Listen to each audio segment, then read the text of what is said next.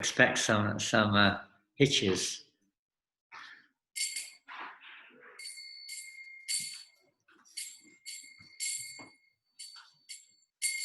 Is anyone else online?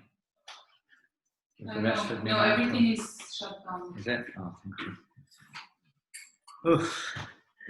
We all need to shut down. We're all shut, locked. There we go.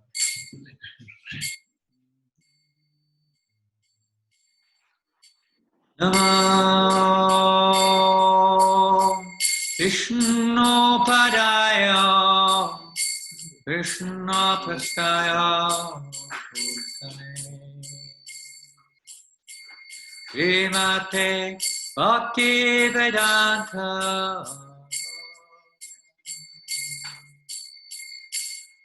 Swami Niti Namine Namo Vishnu Padaya Krishna Prasaya Bhutale Srimate Bhakti Vedanta Swami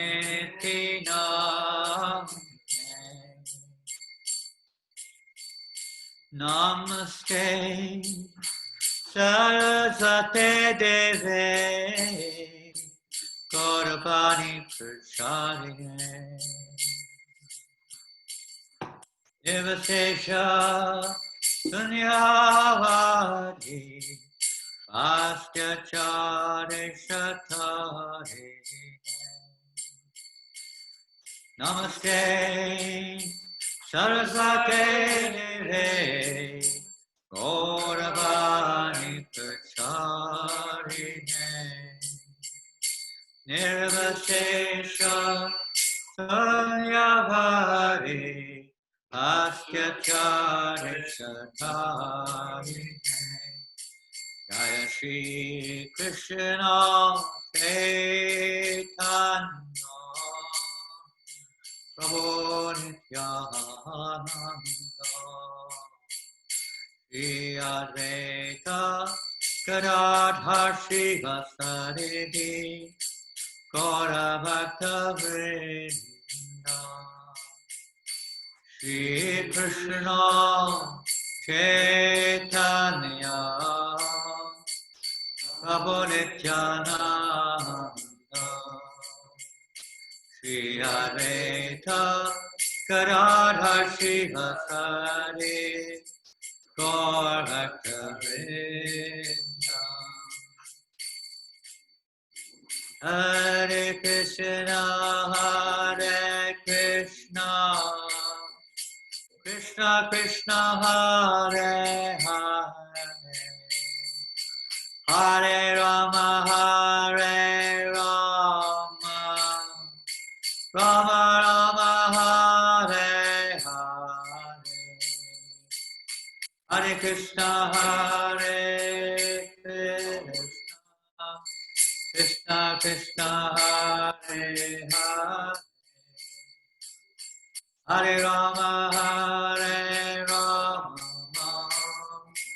Rama Rama Hare Hare Hare Krishna Krishna Krishna Hare Hare Hare Rama Rama Rama Hare Hare Hare Krishna Krishna Krishna Hare Hare Hare Rama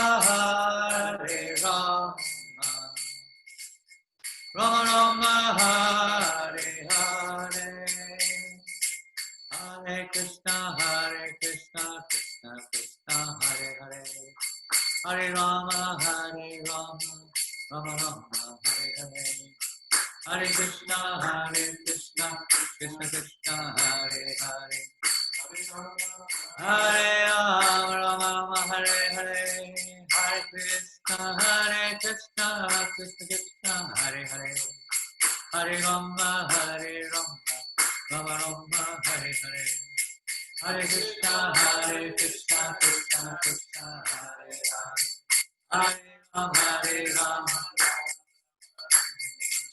Hare Krishna, Krishna Krishna, Hare Hare. Hare Rama, Rama Rama, Hare Hare. Hare Krishna, Krishna, Hare Hare.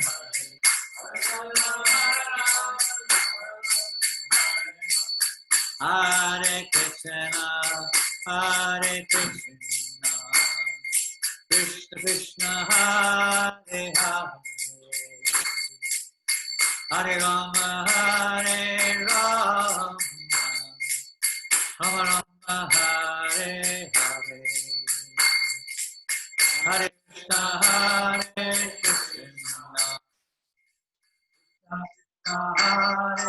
Hare. Hare Rama, Rama Rama, Hare Hare Krishna, Krishna Krishna, Hare Hare, Hare Rama, Hare Rama, Rama Rama, Hare Krishna, Krishna Krishna, Hare Rama,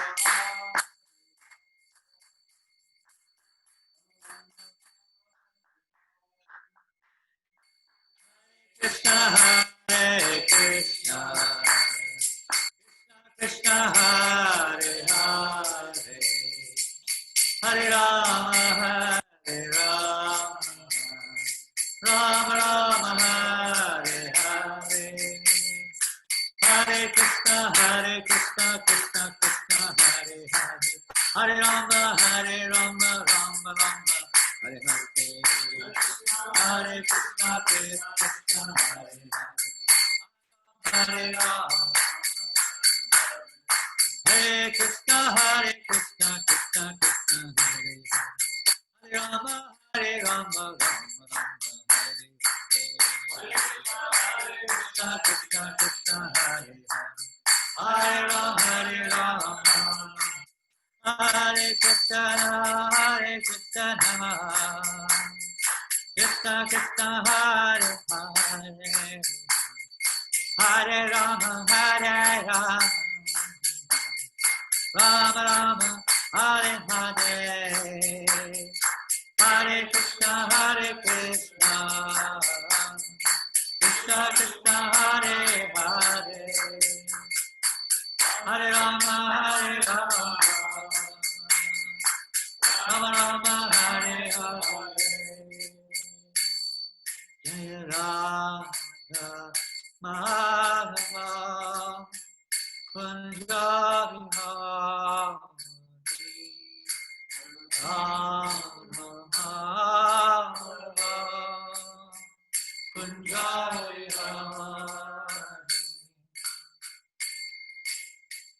Jaya Radha Madhava Kunja Vihari Rama Madhava Kunja Vihari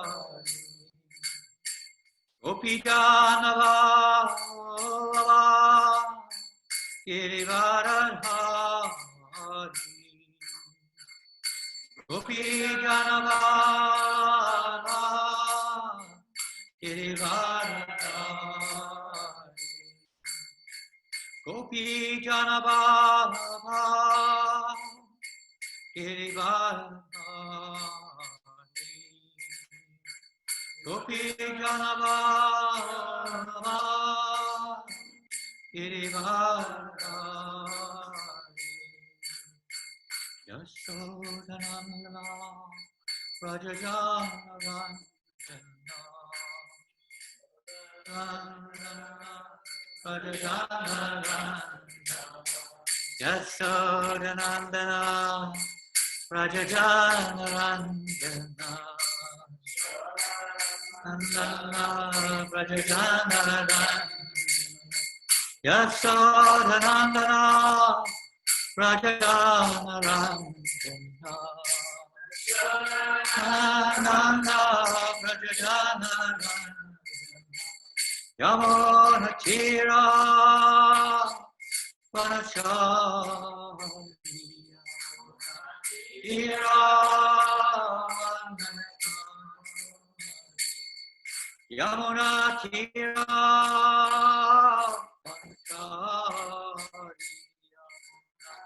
Kira Jaya Radha Madhava Kunja Vihari Radha Madhava Kunja Vihari Jaya Radha Madhava Kunja Vihari Madhava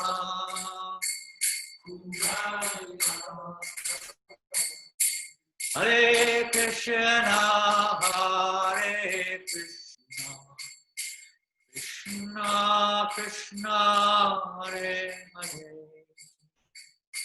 Hare Rama Hare Rama Rama Rama Hare Hare Hare Krishna Hare Krishna Krishna Krishna Hare Hare Hare Rama Hare Rama Rama Hare Hare Hare Krishna Krishna Krishna Hare Hare Hare Rama Rama Rama Hare Hare Hare Krishna Krishna Krishna Hare Hare Hare Rama Rama Rama Hare Hare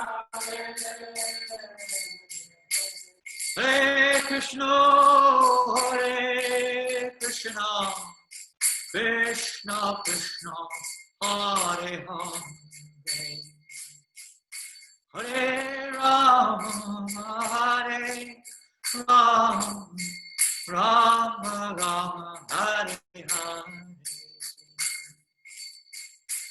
Hare Krishna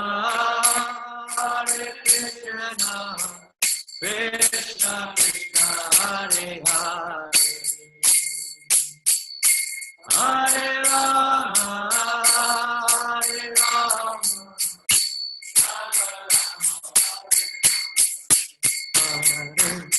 Krishna Hare Krishna Krishna Krishna Hare Hare Hare Rama Rama Rama Hare Hare Krishna Hare Krishna Krishna Hare Hare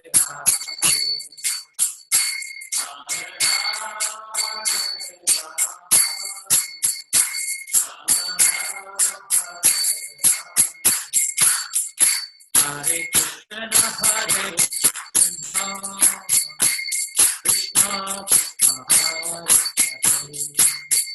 Hare Hare Rama Hare Rama Rama Hare Hare Krishna Hare Krishna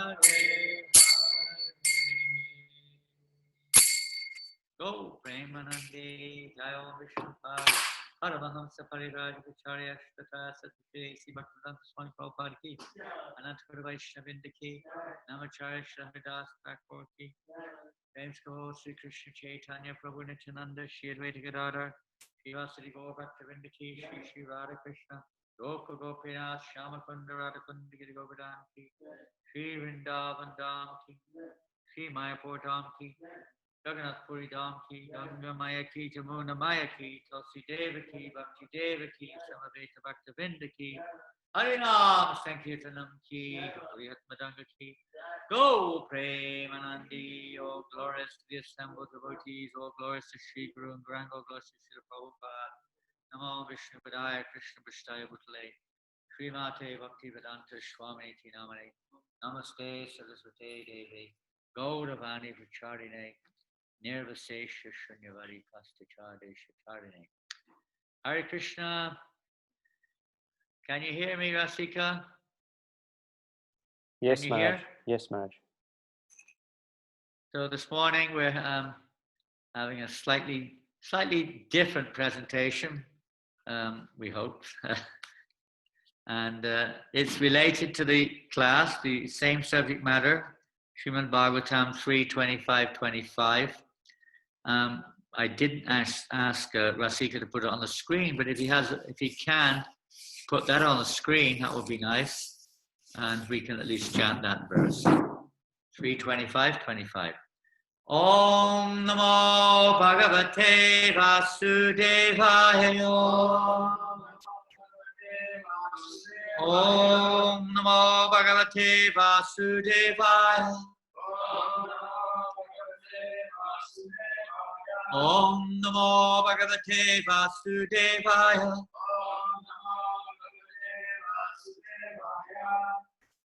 So this verse, which we've been this little bit discussing, hearing about the last couple of sessions, we'll continue in this vein today. Satam pasangam mama virya samvido. Satam pasangam mama virya samvido. Bhavanti ritkarna rasayana kataha.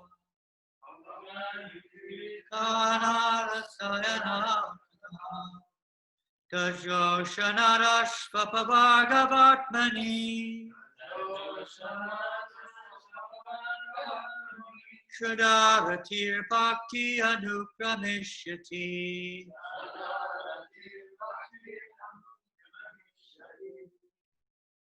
We'll go straight on to the translation of this verse. In the association of pure devotees, discussion of the pastimes and activities of the Supreme Personality of Godhead is very pleasing and satisfying to the ear and the heart. By cultivating such knowledge, one gradually becomes advanced on the path of liberation. And thereafter he is freed, and his attraction becomes fixed. Then real devotion and devotional service begin. So we discussed this a little bit, and the essence of this section from Srimad Bhagavatam, this particular section of the third canto spoken by Lord Kapila Deva, is the association of devotees and the effects of association. The nature of the devotee, in other words, when we say association of devotees, there is you could say, a quality involved. As later on in this subject matter, in the later chapter, Lord Kapila Deva discusses varieties of devotional service, devotees practicing devotional service in different modes of nature, and the effects of associating with devotees according to the mode of nature which they're influenced by or not influenced by. So here we're hearing about Satam Pasangam, the association of the pure devotees of the Lord. Sometimes Prabhupada would say all the members of our movement are pure. And to the extent that we're following the pure devotee of the Lord, you could say we're situated in pure devotional service. But we may not be in our heart of hearts, we may not be completely fixed, as this verse explains, by cultivating this knowledge, which we hear in the association of pure devotees. One gradually becomes advanced, and therefore he is freed. In other words, one is freed from the influence of the modes of nature. And then the attraction becomes fixed.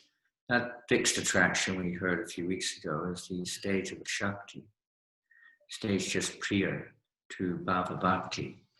And at that stage, when there's no more influence of the modes of nature may be there, but they're not influencing our lives as such. It's not under the control of the modes of nature. And that's when real devotional service begins. And Jiva Goswami, as we heard, explain that literally means the gateway to prema bhakti, bhava bhakti, then prema bhakti begin. So that seems a long way off, perhaps. But this is the cultivation. And the whole process is based upon association, proper association, and then what takes place in that association, hearing and chanting. The pure message of Godhead is the medicinal process of changing our heart. Uttamashloku Gurnana Bhadat, hearing the subject matter of the Supreme Personality of Godhead in the right association. So today, as I say, we're going to endeavor to take a slightly different turn. And the turn today is we're going to attempt, whether we're successful or not is another thing, but we're going to attempt to show a little slide presentation, which I put together many years and moons ago, many years ago. And it's just related to association, relationships and association. And before we start that, maybe we just go back. You can put the screen on, Janananda. I don't know how that's possible. Oh, maybe it might be a little difficult, a little complicated. Okay, you're very clever.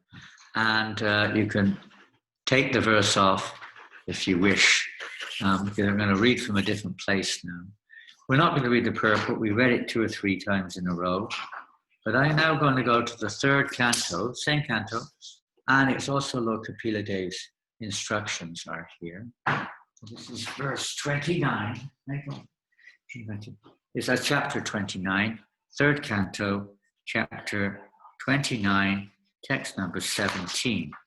And here, Lord Kapila Dev is further explaining the process of devotional service. So I'm not going to read the whole purport. I'll be reading parts of it and a little bit of the verse. The verse goes, the pure devotee should execute devotional service by giving the greatest respect to the spiritual master and the acharyas. He should be compassionate to the poor and make friendship with persons who are his equals. But all of his activities should be executed under regulation and with control of the senses. So here we see the pure devotee. Pure devotee meaning he's situated in pure devotional service, the path which leads to becoming free, the path which leads to the awakening of prema, or love of Godhead. So situating ourselves in pure devotion. And here, particularly in this verse, make friendship with persons who are his equals. Just the 4th line of that particular verse is the secret here. And in the purport, we go down to the 3rd paragraph of the purport. It may take a while before you reach it there. In that 3rd paragraph, on the 3rd line, at the end there, it says, Prabhupada writes, he should also make friendship, referring to the devotee who is practicing on the path of pure devotional service, cultivating pure devotion. He should also make friendship with persons who are on an equal level with himself, or have the same understanding that he does. And Prabhupada goes on, for a devotee, there is no point in making friendships with ordinary persons. Of course, we have to interact with ordinary persons. We have to interact socially with family and so on, business, work and so on. When we talk of friendships, when spoken about friendships here, it means intimate, just like we see in the Nectar of Instruction, the famous verse, Dati Pratikunati Guru Makyati Pritchati, where Rupa Goswami describes how we develop or cultivate loving exchanges between devotees by hearing and chanting together and so on and so forth. So cultivating of relationships with devotees is the business. And devotees make those relationships with devotees who, when it says on a similar level, it may be different levels of maturity in Krishna consciousness.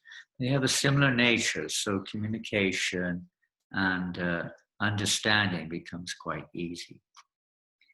He should make friendship with other devotees so that by discussing among themselves, they may elevate one another on the path of spiritual understanding. This is called Ishtagosti. We don't generally term Ishtagosti such a sangha of devotees who are discussing amongst themselves how to elevate themselves on the path of devotional service. But that is the purpose of our sangha, how to help each other to advance in spiritual life. Friendships, further down in the next paragraph, about halfway through, Prabhupada writes, friendships should be cemented between persons with mutual interest and understanding. Materially, spiritually, same principles there. People have a common interest, they generally come together and form some association, some kind of gathering, whether it's in the world of politics, in the world of economics, in the world of sports or music or whatever. They generally come together to form some kind of, association, even beer drinking, whatever it is. So certainly in spiritual life, this is very, very important. As the verse, Satampa Sangam Mamadvirya Sangvido, which we read at the beginning, indicates, the association of devotees. We should hear this message of Godhead. And that's the secret. The devotee should avoid a person whose character is not fixed in the standard understanding, even though he may be a Vaishnava or devotee of Krishna. If his character is not correctly representative, then he should be avoided. One should steadily control the senses and mind and strictly follow the rules and regulations. And he should make friendship with persons of the same standard. Such persons are said to be svajati, or of the same caste. So this svajati, persons who have this similar interest, and they're on a similar page. Sometimes you're with a devotee, but you don't quite seem to have the same kind of enthusiasm about a subject matter or the same interest in a subject matter. The association doesn't really go very deep, if at all. We should try to make that association with svajati, and particularly those who are more advanced in ourselves. It may still be svajati because we can feel in their association some encouragement, some inspiration to hear, or some inspiration to go forward in service, whatever it may be. There's something there. It may be there with all devotees to a certain extent, but you find it generally with certain devotees even more so. It's svajati. So now we're going to see this, we're going to attempt to see this little PowerPoint presentation. And those who are on, you have to go online to see this. You won't hear what you're seeing exactly. Hopefully you can see it on your screen. And this is just a picture, as you probably know, of Srila Prabhupada when he first came to America. And this is in Tompkins Square Park in New York. Who would have thought at that time most of the people gathered there were hardly, what can we say, very familiar with the science of devotional service, not at all familiar. What is the svajati here? Well, the svajati here is they're attracted to Srila Prabhupada. He's chanting, he has been chanting Hare Krishna, now he may be speaking a little bit. But they were attracted to Srila Prabhupada. This is the secret. Somehow or another attracting the attention of others and focusing it on Krishna. Prabhupada's heart was nothing other than focused on Krishna, Radha and Krishna. So he attracted people. Why? Because he's seeing everyone in a sense. He's seeing in a sense of a Madhyamadikari, but there's an Uttamadikari. He's seeing everybody as eligible to reconnect with Krishna, seeing everyone as Krishnas, as a belonging to Krishna. So that's that are Indian devotees. Good. A big group of Indian visitors this morning at the temple. Prabhupada, when he was present, one of his latter directives, which is quite familiar to us, your love for me will be shown by how you work and cooperate together. And Prabhupada wanted that we cooperate together. Even though we're different, that doesn't mean we can't cooperate. Cooperate. It doesn't mean everyone's a clone. It's not clone operate. Sometimes it becomes clone operate, but it's cooperate. Clone operate, everyone has to be exactly like the same. Not at all, everyone's individual. And it's the science or the art of unity. Unity in diversity. How to achieve that? Both principles are important. Diversity is definitely there. Unity is not so easy. And it's not achieved by cloning, it's not achieved by legislation, it's not achieved by force, by indoctrination or anything. It's achieved by actual purification of the heart. And in the process or the cultivation of a pure heart, there is no doubt activities which help us to come to that point where we can all tune in, let's say, to the center, as Prabhupada often gave the example of the stones in the lake. And when we have many stones, we have many ripples, many waves, and many clashes are there because each stone has its own center and waves coming out from it. When we have one stone, there may be many waves, but there's no clash. So like that, the center, Prabhupada was so, to say expert is not exactly the word, it infers some material capacity of some kind. By nature, everything was centered upon Krishna. And anyone who come into his association would have that experience, so the effect would be that they would also knowingly, unknowingly, willingly or unwillingly, somehow or another, some directive where they start to focus their existence in relationship with Krishna. So this is the art of the cultivation of pure devotional service. So cooperate, we're all, whatever God-given gifts we may have due to our karma or whatever, is how to engage that in relationship with Krishna. Then we gradually get cooperation, putting aside our own motivations, our own intentions, etc. The more we focus on what Krishna would like, as Arjuna in the beginning was putting his own motivations in the forefront, at the end he was putting Krishna's motive. Now I'm prepared to act according to your direction. Arjuna said, kindly instruct me, but now I'm willing to act according to you in your direction. So this is how we develop cooperation in Krishna consciousness, learning how to utilize our lives in the direction or according to the will of Krishna. Is cooperation, is cooperate. So Prabhupada wanted that very much, this unity in diversity, and it's in the association of devotees, and particularly what brings that about is this hearing from somebody who's centered on Krishna, is hearing this message of Krishna consciousness. When Prabhupada would give a class, almost every devotee had the experience. They felt like Prabhupada was personally speaking to them, even though he may be giving what appears to be a general lecture. It seemed like to the devotees that it was almost like he was personally speaking to you in your heart. And it's like that with a pure devotee of the Lord.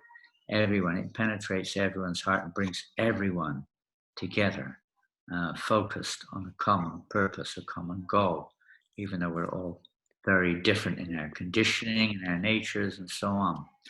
So that is how cooperation is achieved. Maharaj, sorry to interrupt. Are you intending to share the screen at the moment? Yeah, we're not sharing it. We can't see it yet. We might need to. If someone is there, they might be able to have a look. I don't know. I'm completely black. Let me see what to do then. Okay. How do I do that again? Remind me. Share screen, the green button, is it? Yes, Maharaj. Okay. Well, now I press the picture. Is it? Is it on now? Coming. Just now coming. Now we can see the first slide. Srila Prabhupada picture. Only shown 2 so far. Okay. So that's Prabhupada in Tompkins Square Park in the very beginning. I've already mentioned. And yeah. And that's the second one. And it's a very simple one. And the third one is okay. Oh, can you see it? Yes, Maharaj. So hopefully everyone can see it. It's nice to see it then because you can kind of follow it. This is a letter of Prabhupada in 1970. Now all my disciples must work combinedly and with cooperation to spread this Sankirtan movement. If you cannot work together, then my work is stopped. Our society is like one big family, and our relationships should be based on love and trust. We must give up the fighting spirit and use our intelligence to push ahead. You should accept help from your God brothers. You can say an encouraging letter there to Upendra Prabhu, the early days of ISKCON, where Prabhupada is, he gives the example many times of the bundle of sticks. When you take one stick, it's easy to break, but with a bundle of sticks, it's very hard to break. So that was Prabhupada's desire, that although we may have our differences, we may not always be so svajati, we may not always see eye to eye, but by putting the will of the spiritual master and Krishna in the forefront, it's possible that we can still work cooperatively and push on this movement. That's the idea. And of course, as the devotees gradually advance, and more that natural aptitude, that natural tendency to appreciate and work together would be expected to develop more and more. In LA, in one lecture, Prabhupada said, as our society is devotees, we should not only practice to love God, but we should make friendship and love the devotees also. How we express our love, whether in the material sense of the term, it may be slightly different, but the principle is the same, that helping each other, encouraging each other, serving each other in various ways accordingly. Similarly, being conscious of other devotees, how when we speak to each other, how our speech will affect the other devotee or the other person, so they become encouraged, etc., etc. As sometimes we hear, Chanaka Pandit describes how, that our speech, we should speak the truth, but the truth should be spoken palatably. Sometimes Prabhupada would say that, sometimes that may not be the case. One has to speak very strongly. But the general principle is to speak in a way that others can digest what we say and apply it in their lives. Effective speech. It should be the, preferred method, not just speaking for the sake of it. Ad verbatim, repeating what we heard is fine, but it should be relevant also so that it can be digested or applicable to those who hear. It is the nature of the soul to not only intensely love Krishna, but also to intensely love his devotees. Indeed, Krishna wants us to be devotees of his devotees, not his direct devotees. In the vast time of Ambarish Maharaj, this verse is there, of course, and Lord Narayan speaks to Devasa Muni, this same subject matter. One who thinks he's my devotee is not my devotee. One devotee of my devotee, he is my devotee. Lord says, I only live for my devotees. I have no purpose otherwise. With all my opulences, everything is useless unless I can share them with my devotees. They're more dear to me than my very self. Yes, the devotee. Krishna is never separated from his devotees. So when we say Krishna, we mean Krishna along with his unalloyed devotees, countless unalloyed devotees. So those who are serving the devotees, anyone who's trying to serve one of such great exalted souls is also very dear. Just like Prabhupada gives the example of a man with his dog. We have to, if you like to serve the man or respect the man, we also have to respect the dog. We may not like dogs, but if the man who we're serving likes dogs, we can't mistreat his dog. It'll be worse than partly mistreating him. So like that, we have to, even if we don't have a particularly advanced level of consciousness, we're discriminating one way or the other on how we feel, so to speak, in relationship to others. Nonetheless, we should try to put that aside, understanding they are trying to serve Krishna, trying to serve the pure devotee of the Lord. What is this then? What have we got? Oh, I see. It's gone black. That's to my heart there. This is supposed to be video, but I don't know if you'll hear it because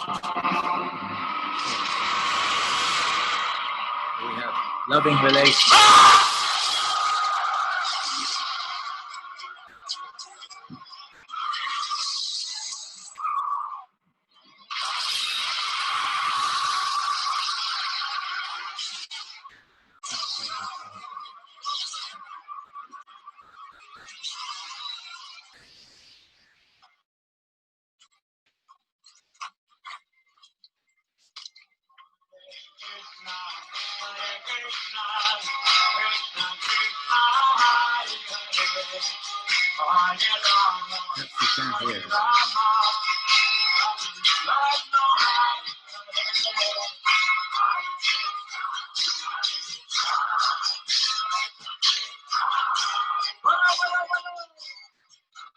Okay, that wasn't too bad.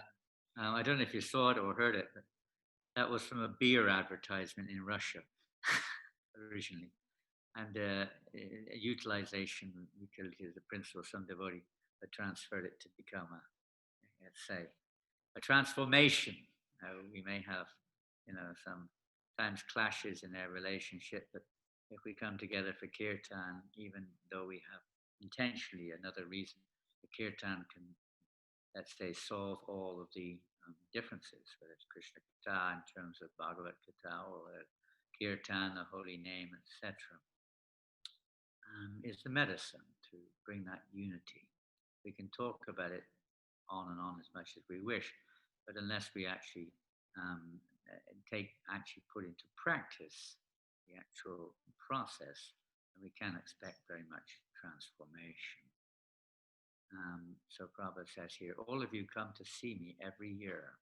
This is Lord Chaitanya speaking, Chaitanya Charitamrita, and he's referring to, he's taken sannyas, he's living in Jagannath Puri, and he's very much relishing the association of his devotees from Bengal. So he's telling them, all of you come to see me every year, the Lord said.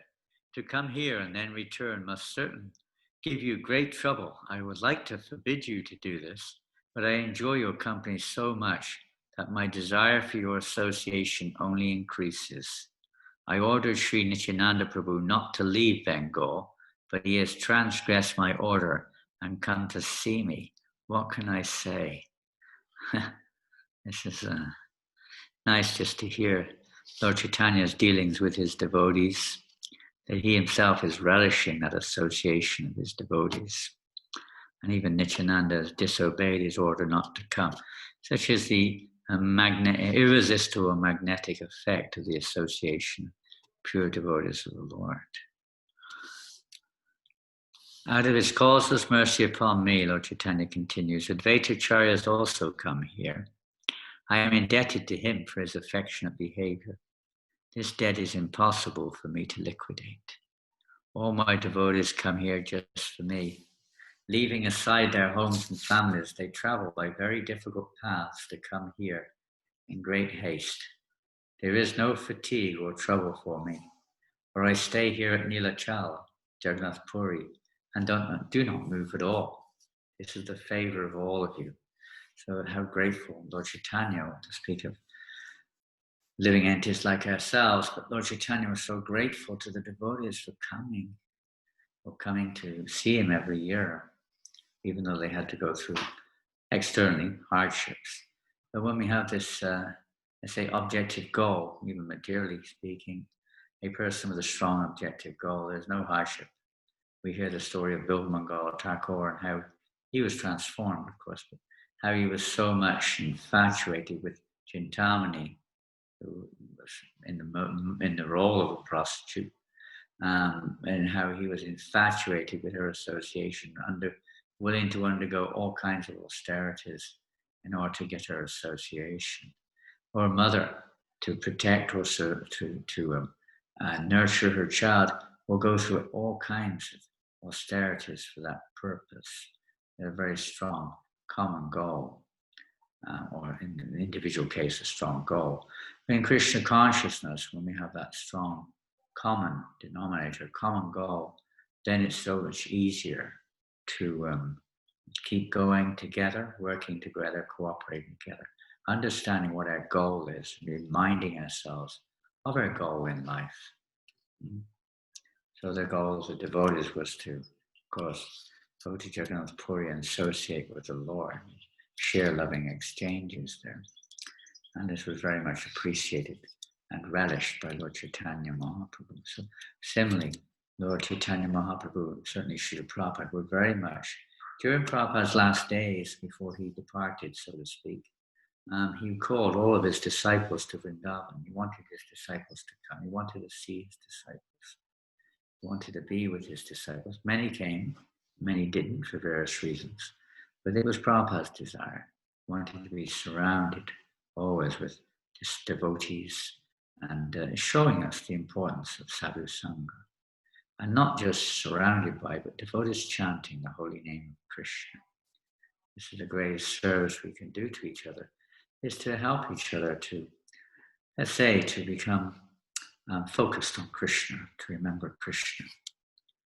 I am a mendicant, Lord Chaitanya is speaking, I'm not sure, and have no money. How can I clear my debt for the favor you have shown me? I have only this body, and therefore I surrender it unto you. Now, if you wish, you may sell it anywhere you like. It is your property. So, what does a devotee has? Nothing other than devotional service to Krishna. Everything belongs to Krishna. Everything. And he's basically considered himself the property of his devotees. You may do as you like, he says.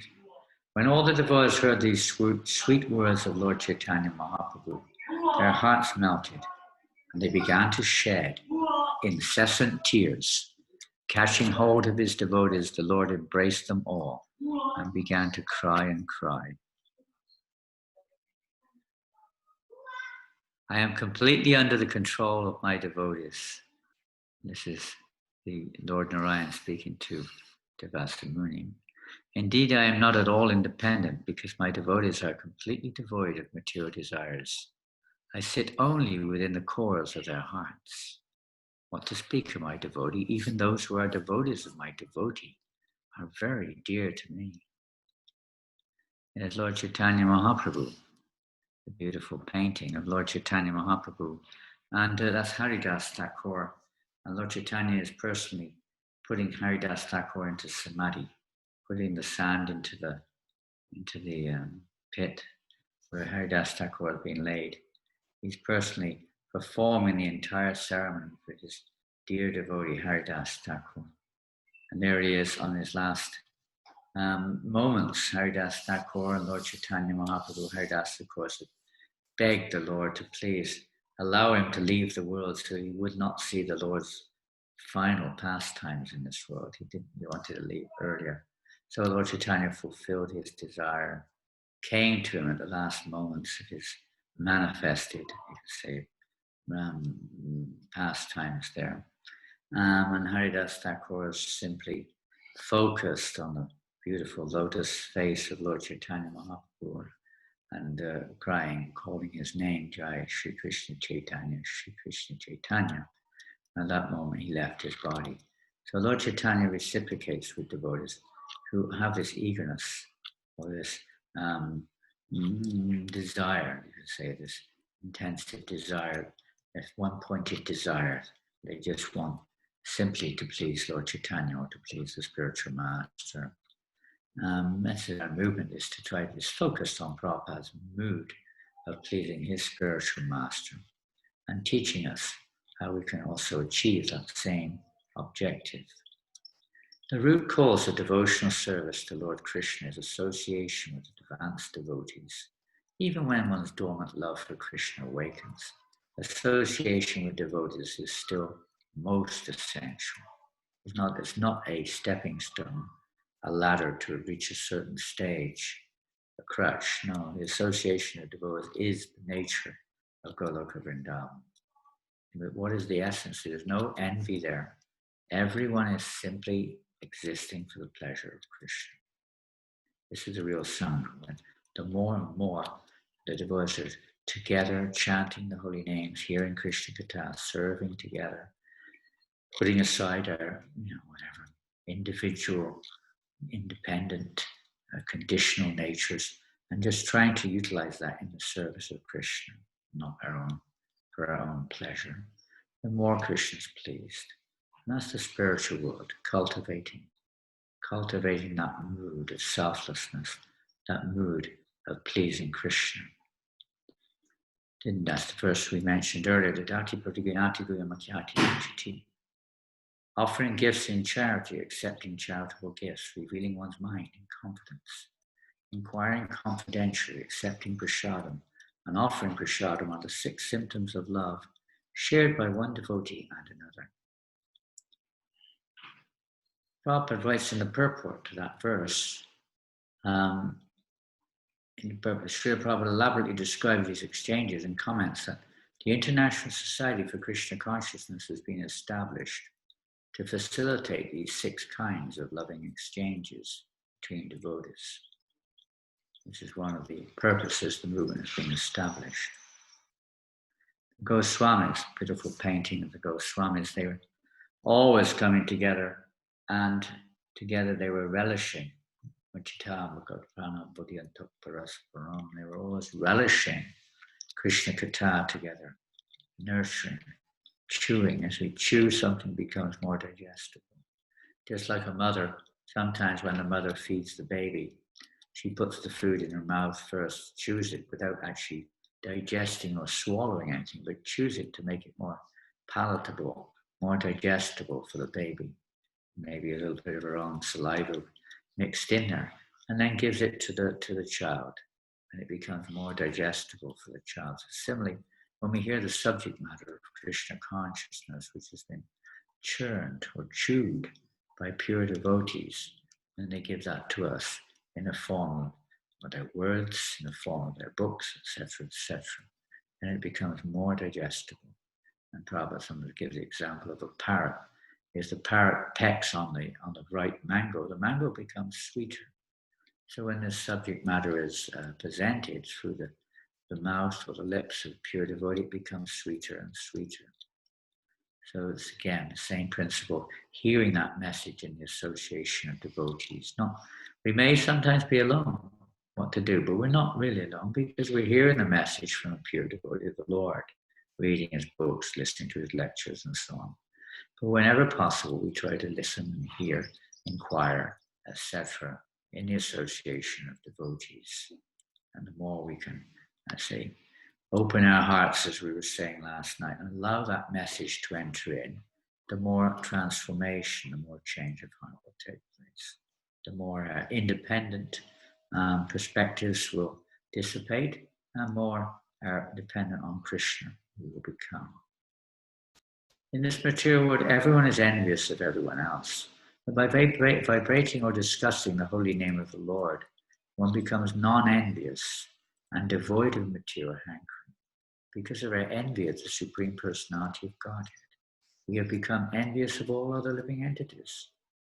When we are no longer envious of the Supreme Personality of Godhead, there will be real peace, unity, and fraternity in human society. This is kind of maybe a little different than many of the approaches that others may have of trying to deal with things for what they are on a material platform, trying to make adjustments, etc. But here, the emphasis is placed by Srila Prabhupada on becoming free of envy of Krishna. And that specifically is mentioned here. By vibrating and discussing the holy name of the Lord, one becomes non-envious. And that's the root cause of all the problems, ultimately is our envy of Krishna, which manifests in this world by our envy of that which belongs to Krishna. all the living entities, his energies, etc., etc. So other than actually going to the root and removing that envy of Krishna, there's no real solution. We may become free of envy of one living entity, but we're still envious of another.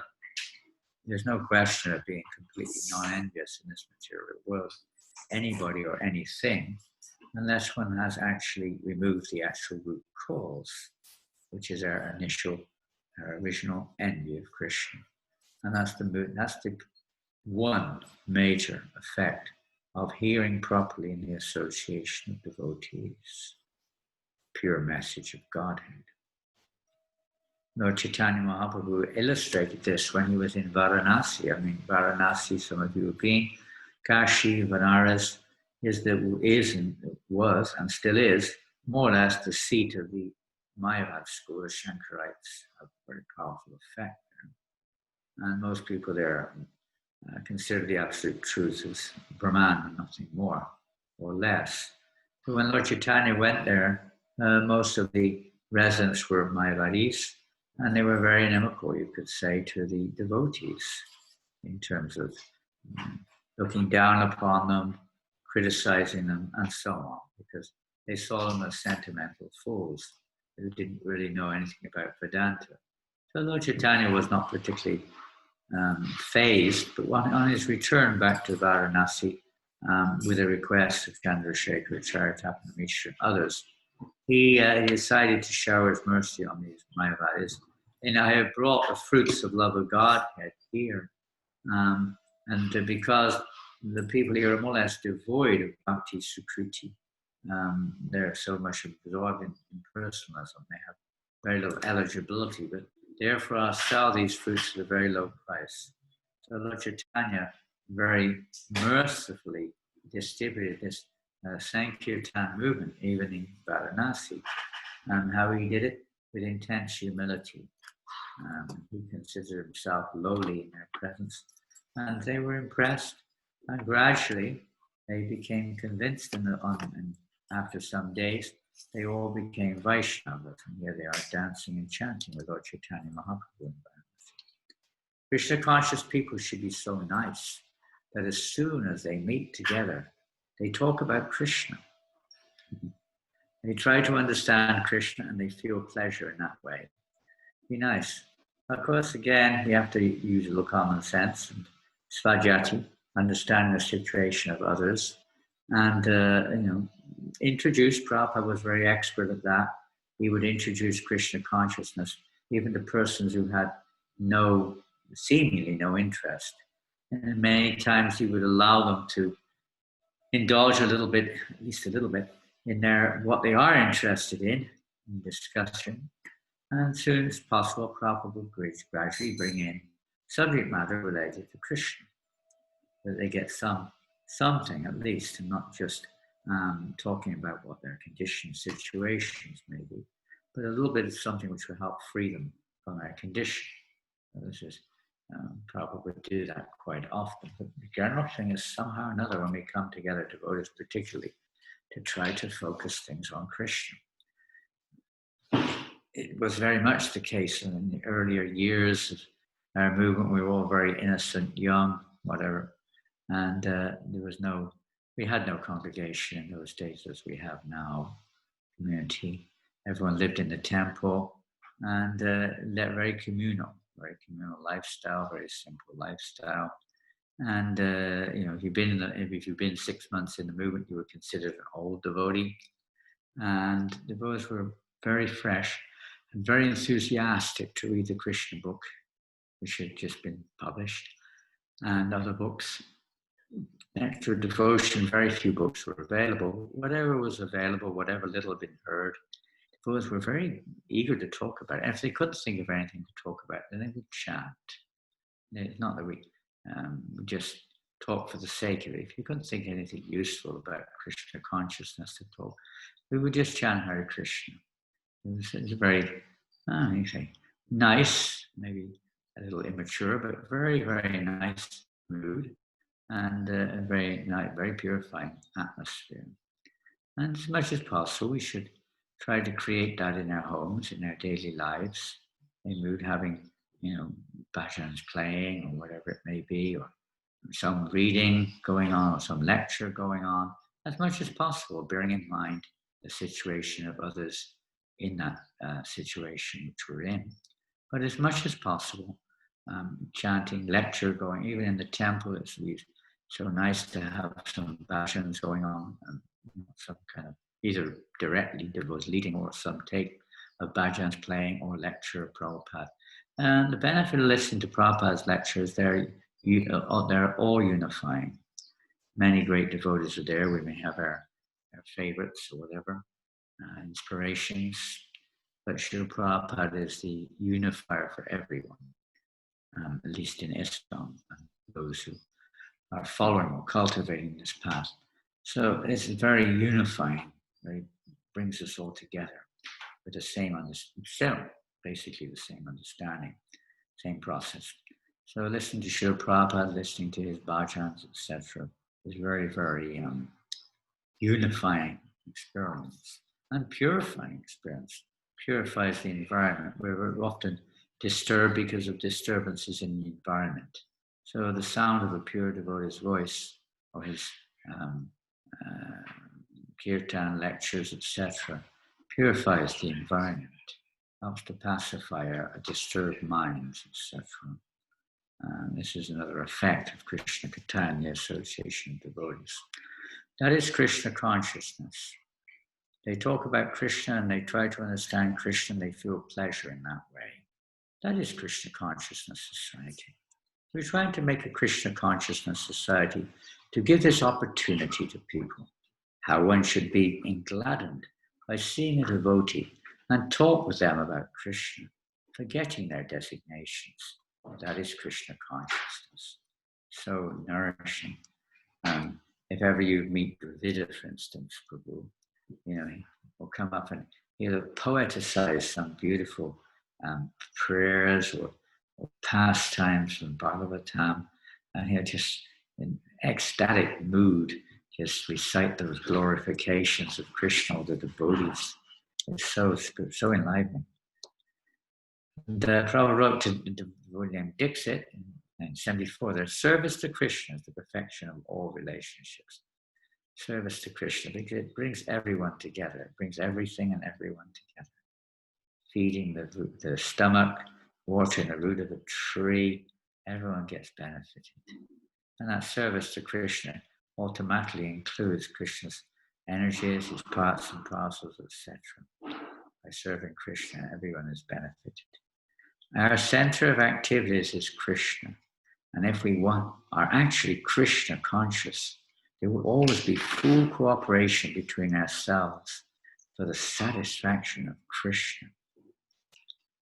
And there's a beautiful picture, painting of Krishna and the cowherd boys relishing, loving relationships. But everyone's centered on Krishna. Everyone sees that Krishna is with them and they're with Krishna. Although Krishna appears to be one and the boys maybe appear to be many, every one of them seeing Krishna personally with them. And their whole focus is on how to please. They're not even thinking how to please Krishna. Their very existence is nothing other than loving affection towards Krishna. And vice versa. Association with devotees means association with the Lord. The devotee who makes this association develops the consciousness for rendering service to the Lord. And then, being situated in the transcendental position of devotional service, he gradually becomes perfect. He develops the consciousness for rendering service to the Lord. It's not like mechanical service, of course, everything starts where it starts. Mechanical service is like timeshare, I've done my 3 hours, I did it last week, why are you asking me for more?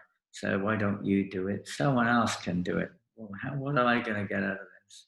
All kinds of conditional services are there. But this mood of a devotee, developing the consciousness for rendering service of the Lord, the devotee is never satiated, always wants more service. what more can I do to please you? How much more so? Of course, we have to use in this world our common sense and balance our lives up so we don't become over fatigued or lose our enthusiasm or something for whatever temporary reason it may be. But nonetheless, a devotee should always be thinking they want more service and more service. If we're actually chanting the holy names of Krishna and with a humble state of mind, then naturally we'll want to do more and more service because we're asking for it. The heart is becoming purified, and the living entity in pure state of life is a servant of Krishna, a servant of Krishna's devotees. And that's our only business. We have no other business. There's no question. Okay, I've served Krishna, and what about me? I'm going to have my day off, my week off, or whatever it is. Now, we may, in our conditional state, so that in some sense, kind of need that, but pure devotee doesn't. You never saw Prabhupada say, "Oh, I'm pretty tired now. I'm going away for a week. I'm going to take a break." It's 24 hours a day, constantly engaged in Satatam Kirtiyan Tomam Yatantaschadivata, constantly engaged in glorifying Krishna. Nothing else to do. Everything else is simply pointless, meaningless, valueless. This is the only thing of value, is to glorify Krishna. Everything else is just like a dream. Here, minute, gone the next. It's a pure devotee's mood. Associated with them, we may pick up on this mood of the relish, the nectar that they're relishing when we give up trying to create our own nectar or our own pleasure. We just focus on trying to bring pleasure to Krishna. Relations of the soul established in relation with the Lord are factual relations. The skin relation is the cause of material bondage, but the relation of the soul is the cause of freedom. This relation of the soul to the soul can be established by the via media of the relation with the supersoul. Seeing in the darkness is not seeing, but seeing by the light of the sun means to see the sun and everything else, which was unseen in the darkness. And as Prabhupada explained several times in Shastra also, that spiritual master is the external manifestation of the supersoul. It gives us the eyes by which we can see beyond the conditioned perception which we presently have, to see things in relationship with Krishna. In other words, in the presence of the sun. The sun is present, there's no darkness. When Krishna is present, there's no Maya. You see, it helps us to see things in relationship with Krishna. This is the way he gives the eyes. It's not like some physical operation or some magical trick that he sticks his fingers in our eyes and suddenly we see. No, it's a process. He gives us the process. And of course, he gives blessings too and shows by example, but he gives us the process by where our spiritual vision may be awoken. We start to see things from a different angle. Instead of seeing ourselves in the center, we see Krishna in the center more and more. And even to the extent that Lord Chaitanya Mahaprabhu, when he was traveling through the forest of Jharkhand, how all the animals there, they also were awoken. Generally, animals they're not very considerate of others.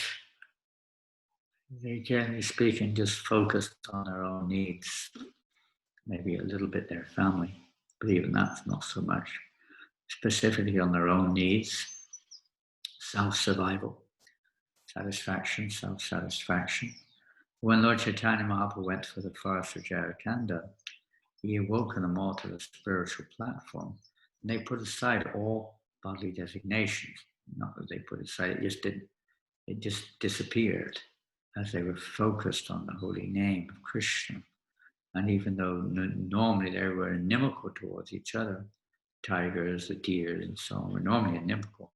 In the presence of Lord Chaitanya and chanting the holy names, everyone became friendly with each other.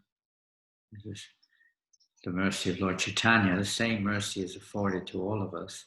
We absorb ourselves in Sankirtan. All these negative thoughts, etc., will be dissipated in the fire of Sankirtan. Because you cannot be united on the material platform. That is not possible. Because on the material platform means bodily concept of life. I am this body.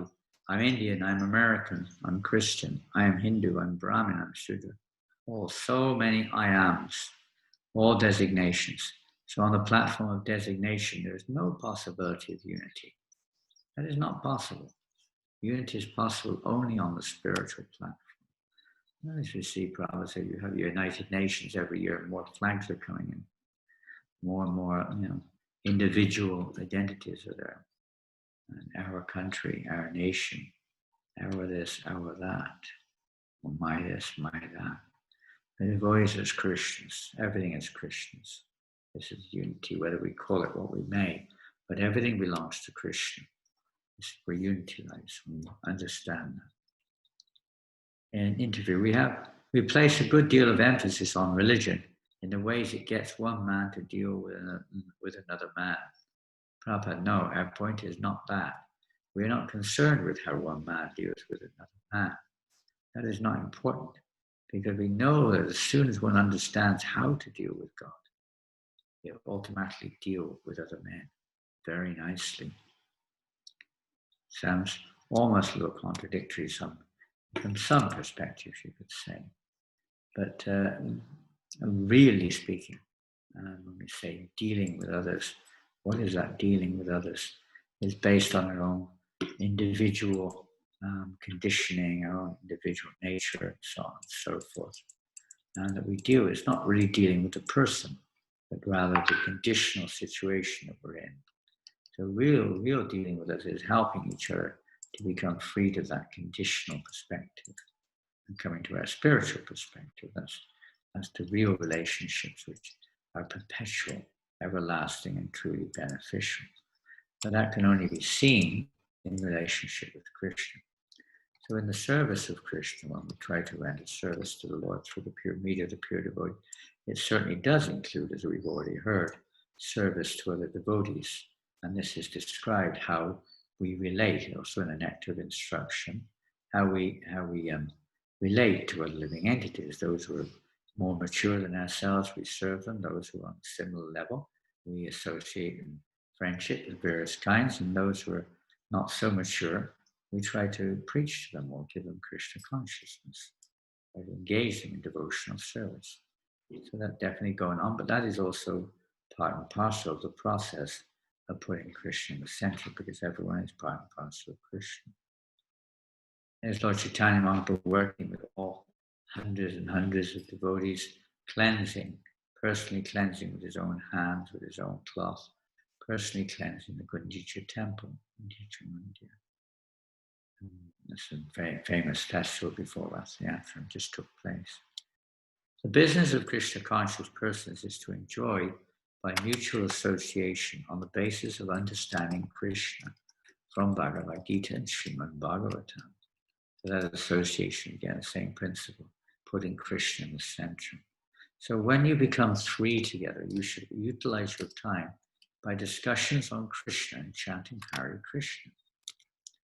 One should learn how to associate with the devotees of the Lord by gathering with them to chant the glories of the Lord. This process is most purifying.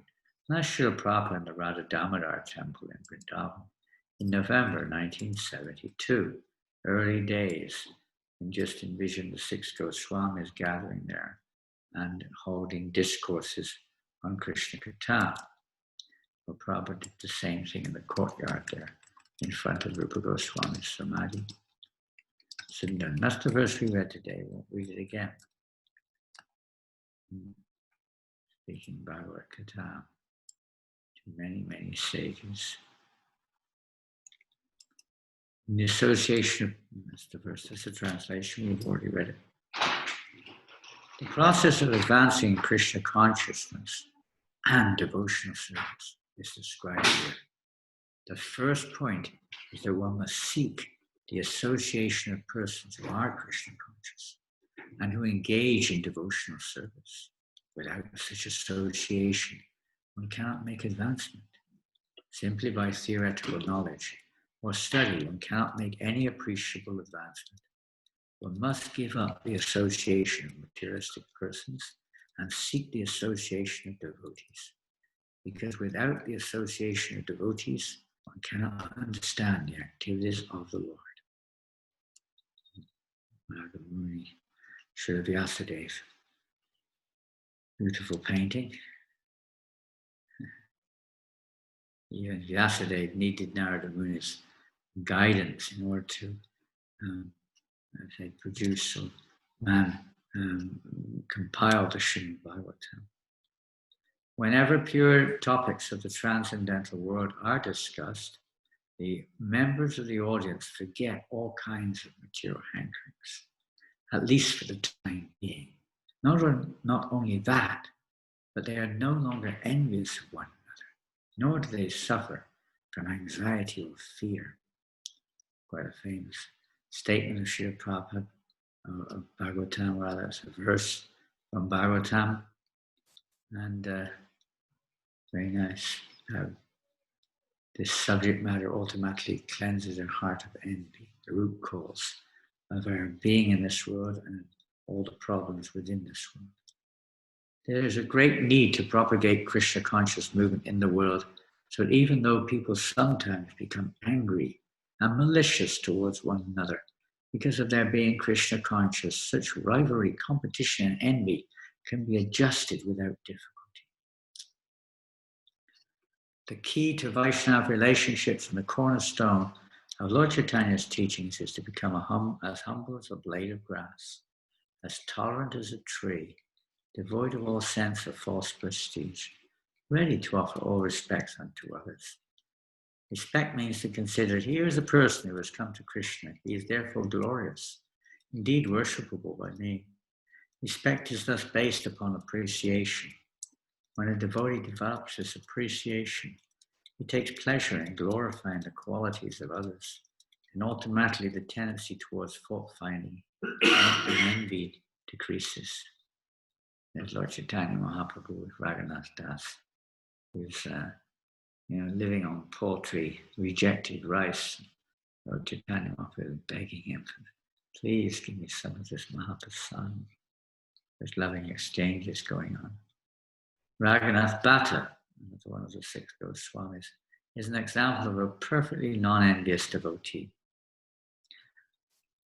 Chaitanya Charitamrita says that he would not listen to blasphemy of a Vaishnava. He wouldn't listen to it. Nor would he listen to talk of a Vaishnava's misbehavior. He knew only that everyone was engaged in Krishna's service. He did not understand anything else. Unfortunately, in this world, sometimes we like to hear that what we perceive as negativity or misbehavior of others or difficulties which others are put into, and so on and so forth. This isn't the mood of the Vaishnava. Sometimes Prabhupada would give the example of a sieve and a needle, how the sieve is criticizing the needle. Hey, you've got a hole. And the sieve has millions of holes. But we don't see it. We don't look at our own heart. One should never forget to be humble in dealings. And every one of us conducts our business in that spirit of Prabhu and servant. Then there is very little chance of being misunderstood. Not just a mechanical, hey Prabhu, come here, but actually living according to that principle, that actually I am the servant of this Prabhu. You are my master. In terms of my business is to serve you. It's the mood of humility. Sometimes misunderstandings may take place, but it should be adjusted in a spirit of service attitude to the Prabhu. It is easy to make friendship, but difficult to sustain them. Due to fickleness of mind, friendship is broken by minor differences. That's from the Ramayana, Kishkinda Kanda. Regards, I guess, to the relationships there with the Hanuman and the Sugriva, the monkeys, etc. Srila Prabhupada, there has to be a sincere understanding for friendship to develop. There has to be something substantial. You can't make a friend by flattery. You can't simply cry, I love you, I love you. And you also can't force someone to say they love you either. That will not create a loving atmosphere. when we appreciate the kindness of those who help us to remember Krishna. They're our best friends. They're all asses. That's what we refer to as best friends. They're all asses, camels, dogs, like that. And they're praising each other. Oh, you have discovered this. Oh, how nice you are. How nice you are. But we understand that the praise and the praise both are dogs and cats. That's what it's a mutual praising society of cats and dogs. So we do not give any credence. This is referring to persons who see each other as material. And everything they do is based upon material aspect. And they praise people who are successful in whatever field that they feel is important. Whether it's, whatever it is. And most, as we were discussing last night, that the more sin, in some cases, the more expert one is at sinful activity, the more one becomes a hero, it's praised. Quite often the case in this day and age. We must learn how to properly associate with devotees for our mutual benefit and the satisfaction of Krishna. Wherever intelligent or expert we may be in our service, if we cannot maintain good relationships, we cannot be happy. And if we cannot live happily together, our movement cannot be successful. Nor is there any question of establishing Varna Ashram Dharma. And we think Varna Ashram Dharma is for the purpose of facilitating this. In one sense, if it's established, then it could, serve that purpose also.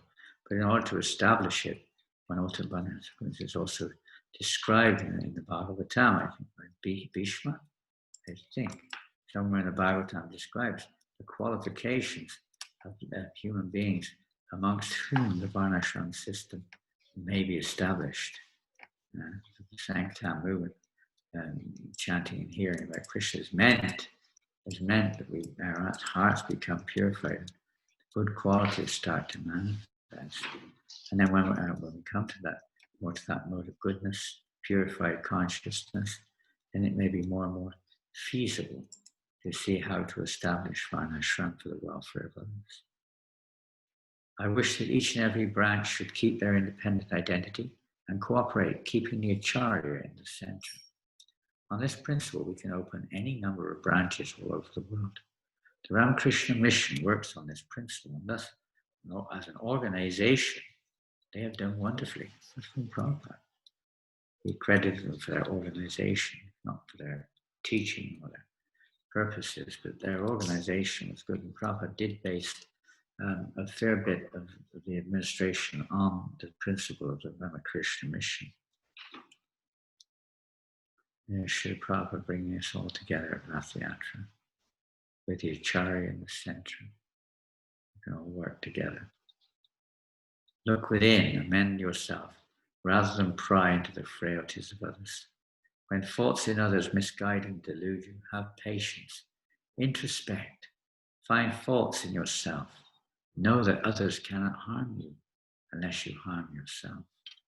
These quotes are from Bhaktisiddhanta Saraswati Maharaj. Famous quotes on, how we can learn from others when we see in others sometimes, because of our fault, we see faults in others, and then how we can reflect and look for that within ourselves, and try to root it out, purify our own consciousness, and we may start seeing others in a different light also. To learn to tolerate is one of the most important responsibilities of those living in the mind. My advice is do not criticize others. Try to rectify oneself. Let me not desire anything but the highest good for my worst enemy. Here is a person, we should think, here is a person who has come to Krishna. He is therefore glorious and indeed worshipable by me. Respect is thus based upon appreciation.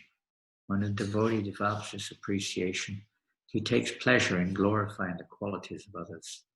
Then automatically the tendency towards fault-finding and envy decreases. One of the disciple of Prabhupada, Janananda, if we love our God brothers, is that also loving Krishna? Prabhupada, oh yes, because they are of Krishna. What are your God brothers? They are Krishna's servants. So if you do not love your God brothers, that means you reject your part of Krishna. It is said by Vishwanath Chakravarti Thakur that even if one is a Vaishnava, if he is not of good character, his company should be avoided, although he may be offered the respect of a Vaishnava. Anyone who accepts Vishnu as the Supreme Personality of Godhead is accepted as a Vaishnava, but a Vaishnava is expected to develop all the good qualities of the demigods. Realization of the Lord is possible only in the association of devotees. Srimad Bhagavatam states, one who desires his ultimate self-interest should cultivate friendship with those persons who have accepted Krishna as the Lord of their life. I'm just going to jump over some of this now, just different ways. One may sometimes need to discriminate. We've already mentioned a few according to Madhyamali carrying, preaching, and sometimes devotees who are not a very good character, etc. Some discrimination is required there in order to cultivate devotional service, limiting our association or the nature of the association in different groups or in different situations, or how we relate to them, etc. Unity and diversity. The process of unity does not stand on the plane of enjoyment or renunciation. The real unity stands on the plane of service, which is transcendental to all mundane enjoyments or renunciation. That is the plane of spirit through service. Not that we're trying to enjoy separately, but rather we're trying to engage in service for the pleasure of Krishna. And automatically, enjoyment comes. Some points there for unity, or to help bring about unity.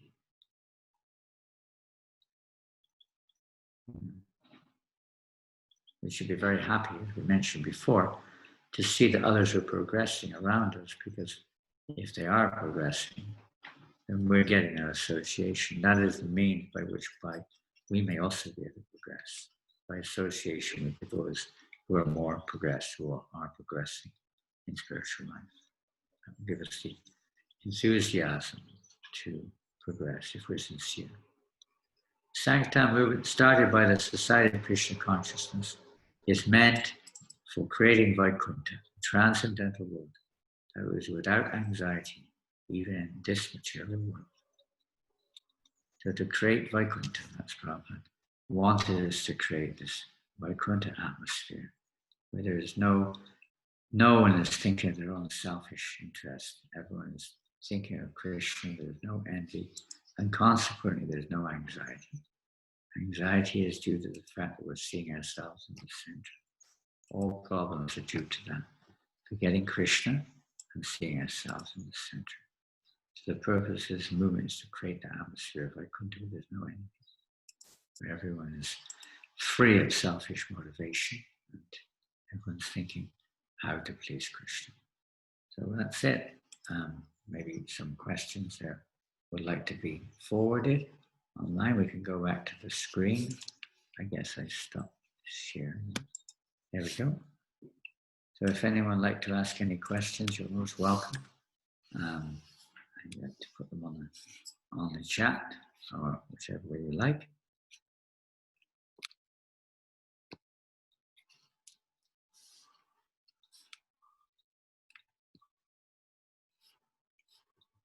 Hare Krishna.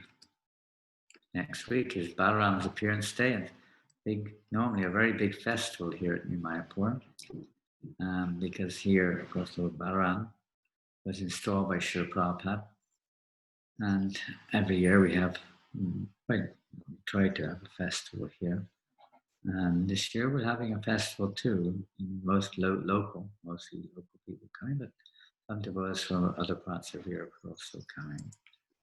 Lockdown has been eased now, but we'll be taking a lot of precautions to, follow the rules and protect the devotees therein. But still, nothing can stop Lord Chaitanya's Sankirtan.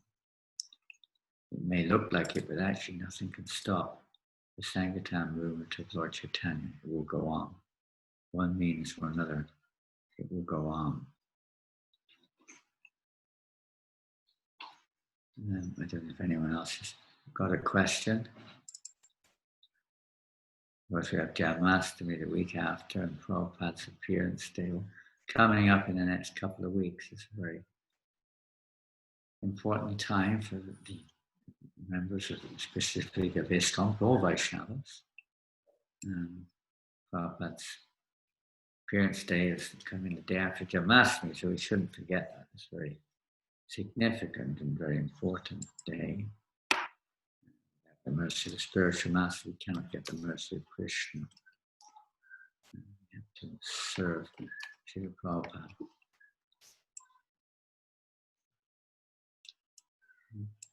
Nothing so far, no more questions?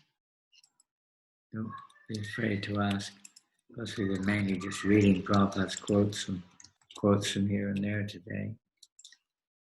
But you may have some questions on relationships, how to nurture them, what to do when they turn sour, etc., etc.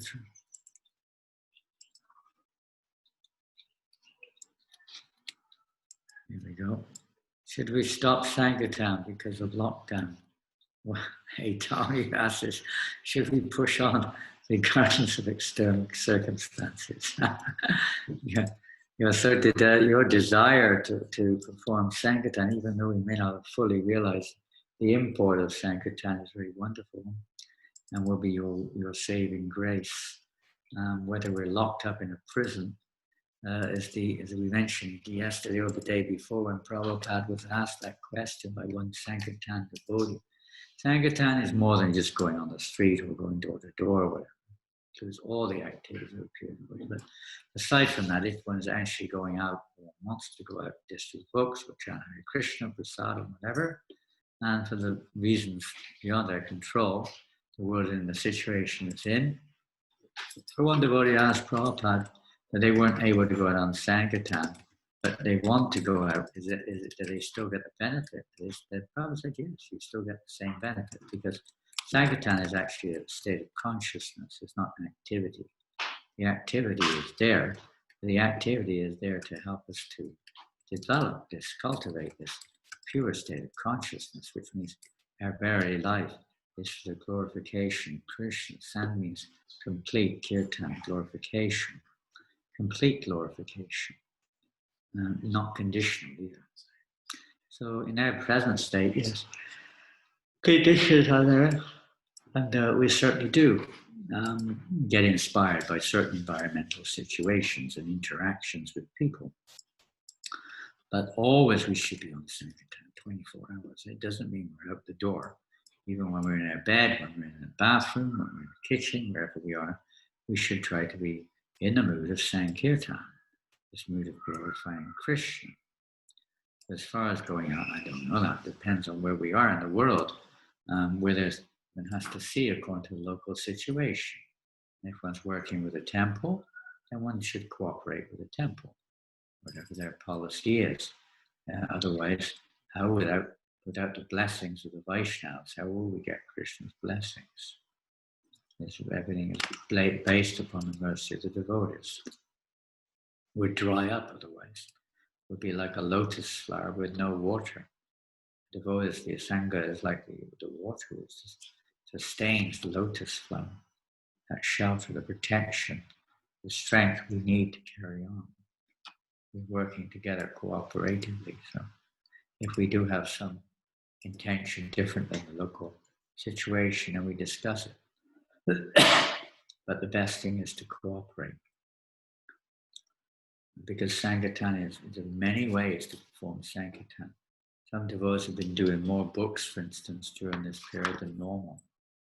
Even the Sankirtan party, the Harinam party in New York, have been doing, I don't know about every week, but they were doing more books than normal.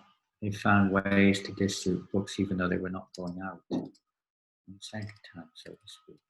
They spread the holy name through social media in different ways. It depends on the place we're in, time, place, and circumstance, but it's the mood that we have to cultivate. It's the consciousness, the state of our mind, which takes us forward into real Sankirtan.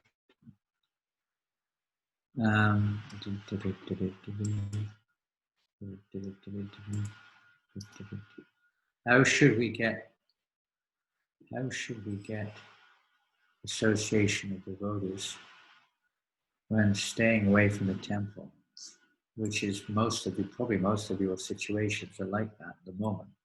I don't know to what extent, but I know most temples that I'm in touch with are still either very restricted or are still closed.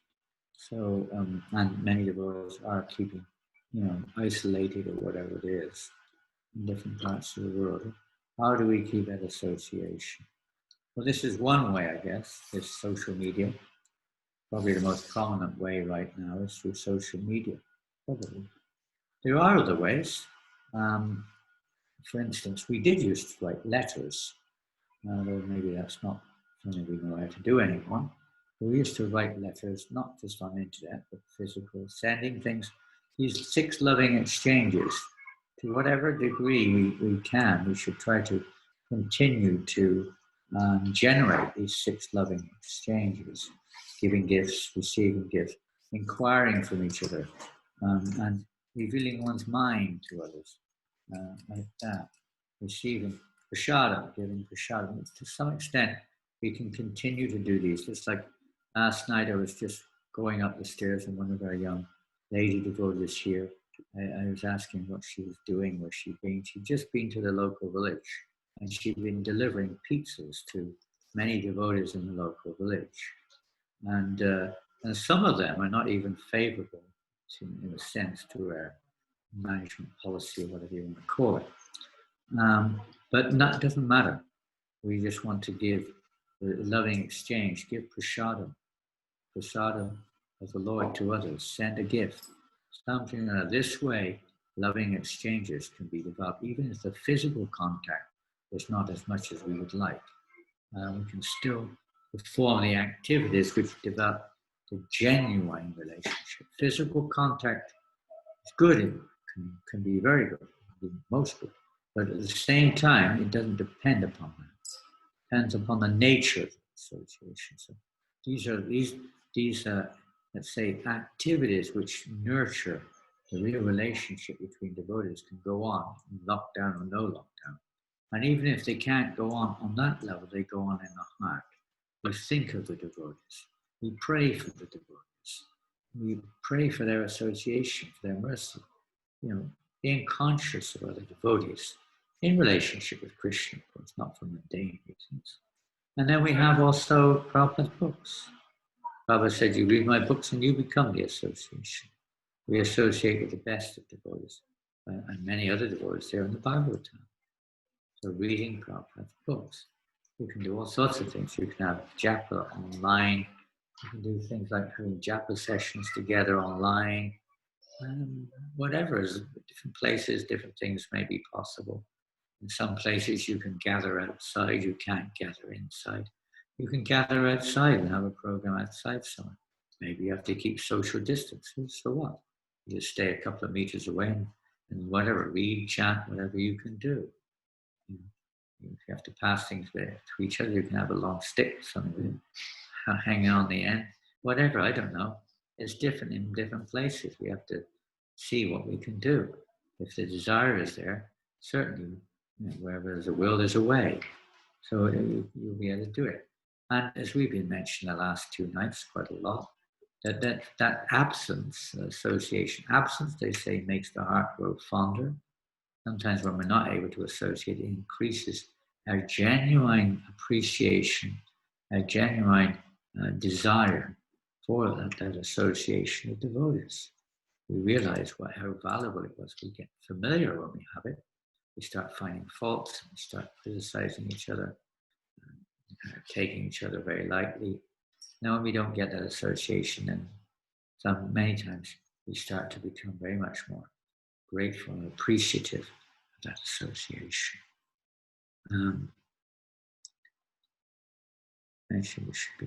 We should be happy to note the spiritual progress of others. What if others participate? What does that mean, Jivananda? Can you help me? It was mentioned that we should be happy to note the spiritual progress of others. What if others, participants' position? I don't. The second part of that question is at the end of the chat.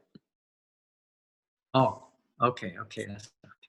What if other participants' position do not reciprocate? Probably obstruct the problem, but they can't obstruct our process if we're sincere.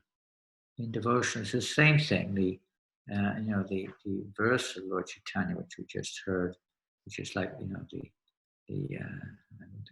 word, it's a key verse in our Krishna consciousness, Triada Pisa Nichina, Tulora Pisa Vishnu, Manina Manadena. Devotee is not expecting.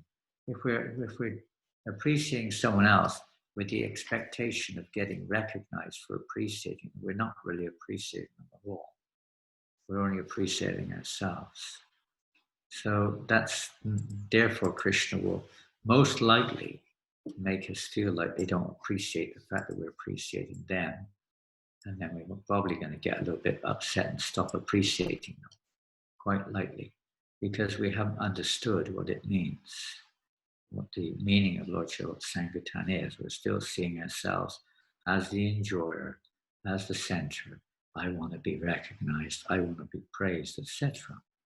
That's the more important aspect of it, not so much how we analyze how, why, how, and what, but rather is the lesson that we're supposed to learn here, that we don't serve others or praise others to get some, this result. This is not the mood of devotional service. It may be that we have that inclination in the beginning, but if that inclination perpetuates, then we need some lessons which we've not learned. We have to be willing to learn those lessons. At least we have to pray that we become free of this heinous mentality, which is that the obstacle is not the other person. The obstacle will be our own understanding of it, our own expectation of reciprocation. And devotional service is a hoitikiya pratiyata, unmotivated, uninterrupted. It doesn't depend. Even Lord Chaitanya and Haridas Thakur many times were being repelled or rebuffed in their efforts to spread Krishna consciousness to the people in general. It didn't in any way deter them in their determination. This is an interesting word, deter. It's determination. It means our determination is curtailed for whatever reason. Whereas determination doesn't stop for any reason. It's an actual real determination is a quality of spiritual quality. The material world is generally affected by material conditions. We should see it like that. There's no obstacle in reality to devotional service except for our own consciousness and the way we're seeing things. No one is an obstacle. Nothing that they say to us is an obstacle per se. It may appear like that from a conditional state, but it's not, because Krishna's hand is working everywhere. And he's arranging situations to help us to learn our lessons, to change our consciousness.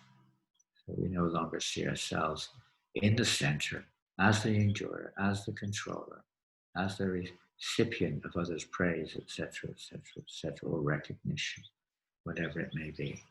The devotee doesn't want to be recognized in it himself. He wants Krishna to be recognized. He wants others to be recognized, not himself. This is the mood of a Vaishnava. Considering the point of avoiding association of others, of persons who doesn't have good character or quality, how do we avoid association from relatives with out of custom or culture you cannot avoid, and therefore trying to give Krishna consciousness to persons while praying to Krishna? This is most devotees have this, let's say, especially those who are married, those who are living outside the temple, etc. Even the temple to a certain extent always too, but particularly those who are outside. So we have to show respect to our family, obviously. I mean, sometimes it just doesn't work. It just doesn't happen for other reasons. But the principle in the heart of the devotee is like that. The well-wisher of the family, we're thankful to our family for whatever. Maybe without real knowledge of what real, let's say, purpose of life is, they may not have. But in their own way, they've always tried to nurture and try to be kind to us and so on. So not by chance that we've come together. So a devotee, he respects his family. We can't compromise our principles, but there has to be a little bit of common sense there, so that we encourage them a little bit and reciprocate a little bit, but not too much. I mean, Prabhupada said to Gargamuni, for instance, when he went home, his parents were trying to get him to leave the temple. He said, well, yeah, you just say yes, yes, yes, yes, but you don't do it. You kind of agree with them. And let's face it, in every family, many of the family members have very great differences. Some of them are, black sheep in the family, and this and that. And sometimes the family consider that one who's a devotee is a bit of a black sheep. But the best thing is behavior. I discovered that with my family to some extent. I used to try to preach to my mother and father. It didn't get very far. It became more and more kind of like disturbed in one sense. I stopped trying to do that. And just try to behave nicely and be grateful to them, respect them, and be grateful and thankful. And also give them gifts and give them prashad and so on and so forth. And it seemed to work a lot better. But just behavior, show good behavior, being polite, being humble, being tolerant, being kind. We can't force these things. And this definitely does. Religious principles were established in the eyes of the common man, particularly. Religious principles were established by the behavior of the devotee. When the family sees us behaving nicely and respectfully, even if we're not necessarily doing the same things, which of course for them may be a little bit unsociable, but at least we're being very tolerant and respectful, not criticizing them and this and that, or going out of our way to, make them feel very uncomfortable. But being respectful by behavior, as much as possible, good behavior. And as you said, by being Krishna conscious as much as we can as well at the same time. But good behavior. Devotee, Prabhupada said a devotee should be a gentleman. Gentleman. Anyone who meets a devotee feels this person, I may not agree with their philosophy, but they're a gentleman. I like that. Nice behavior.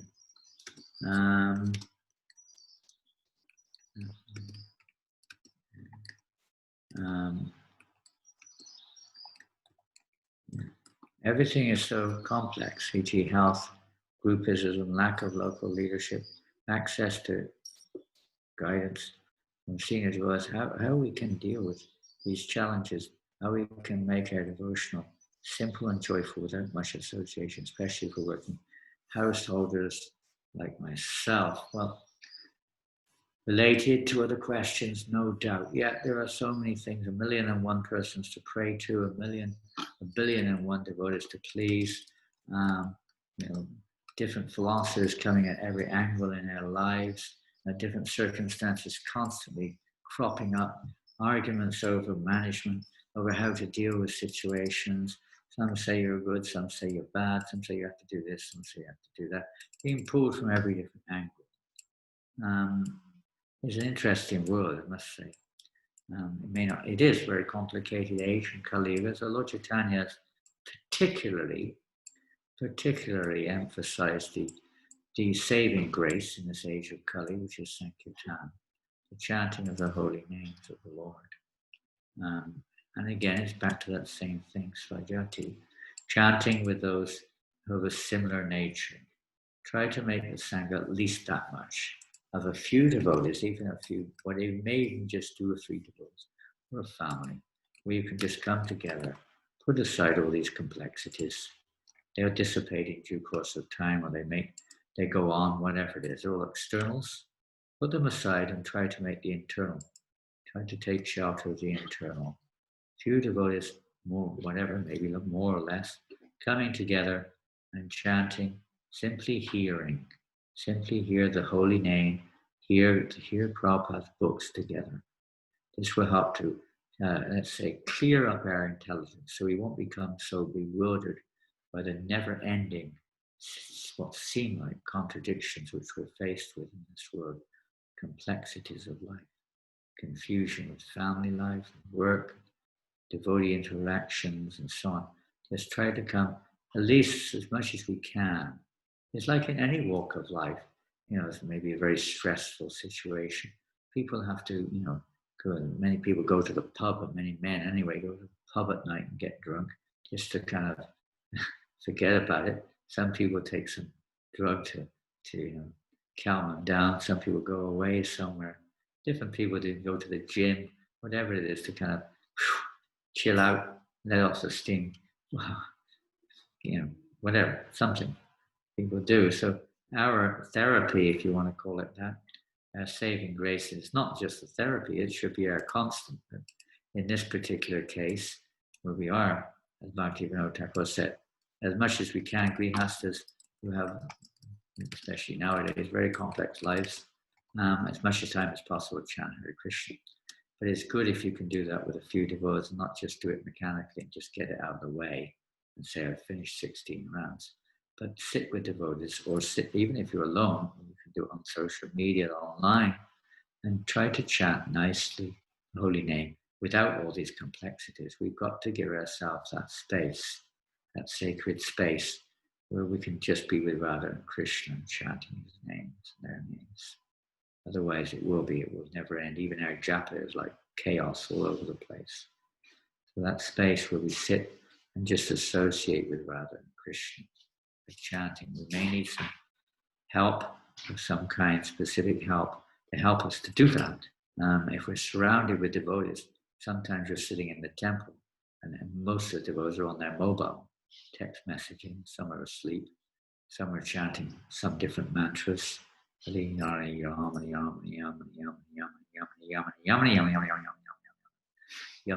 hungry, yum, yum, yum, yum, yum, yum, waiting for breakfast. Yummy, yummy. Others are clicking away, click, click, click, click, click, click, click, click, click, click, click, clam, clam, clam, clam, click, click, click, click, clam, clam, clam, clam. All kinds of things going on. Snick, snick, snan, snick, snick, ram, ram. All kinds of mantras may be chanted. It doesn't really get very far. And it certainly doesn't inspire anyone else to, focus on Krishna. We'll try to arrange our japa at least, so we can be as focused on Krishna as we can and put other things aside. This is the most important. Prabhupada said all the instructions of the spiritual master. Chanting 16 rounds is the most essential. So we try to put aside as much energy as we can to chant our rounds. And then as grihastas, we know that some of you are chanting on a bus, when you're on the train, when you're even driving cars. I've seen devotees chant their rounds and actually trying to drive the car at the same time. Well, you could say, but I wouldn't say, but you could say is I'm chanting my 16 rounds. The Prabhupada did not want us to do that. It was not only inattentive, but dangerous. So we should try to give the best time we can for chanting the holy names of Krishna. This will help clear up all these confusions. But if our chanting is also confusing, it won't do much to clear up the confusions that we perceive around us. It's how we perceive things, you see. It's just our perception. And it's the perception which has to change, not things around us. But if we allow ourselves to be controlled by things around us, even if and in other words, our japa is also controlled by things around us, our perception will not change. We can go on and on for quite a long time until we realize these things. We try to make a conscious change. It can go on a long time, a very, very long time like this sometimes. We're still attached to all these things. We still don't have sufficient faith in the holy name. And again, association, we may not have it physically, but at least through social media of some kind, we may be able to get that association. Svajati, persons who can relate with us, whom we can chant together with, and help each other, as Prabhupada said, Ista Gosti, help each other how we can progress on the path of spiritual life together. By putting Krishna in the center and not, all these problems. I was in a metro station, underground station, I remember one time. It was really interesting, 1974 probably, in London. And I saw this notice on the wall, this big advertisement. They have them in the underground stations in London. And it was a picture of the sun setting or rising over the horizon.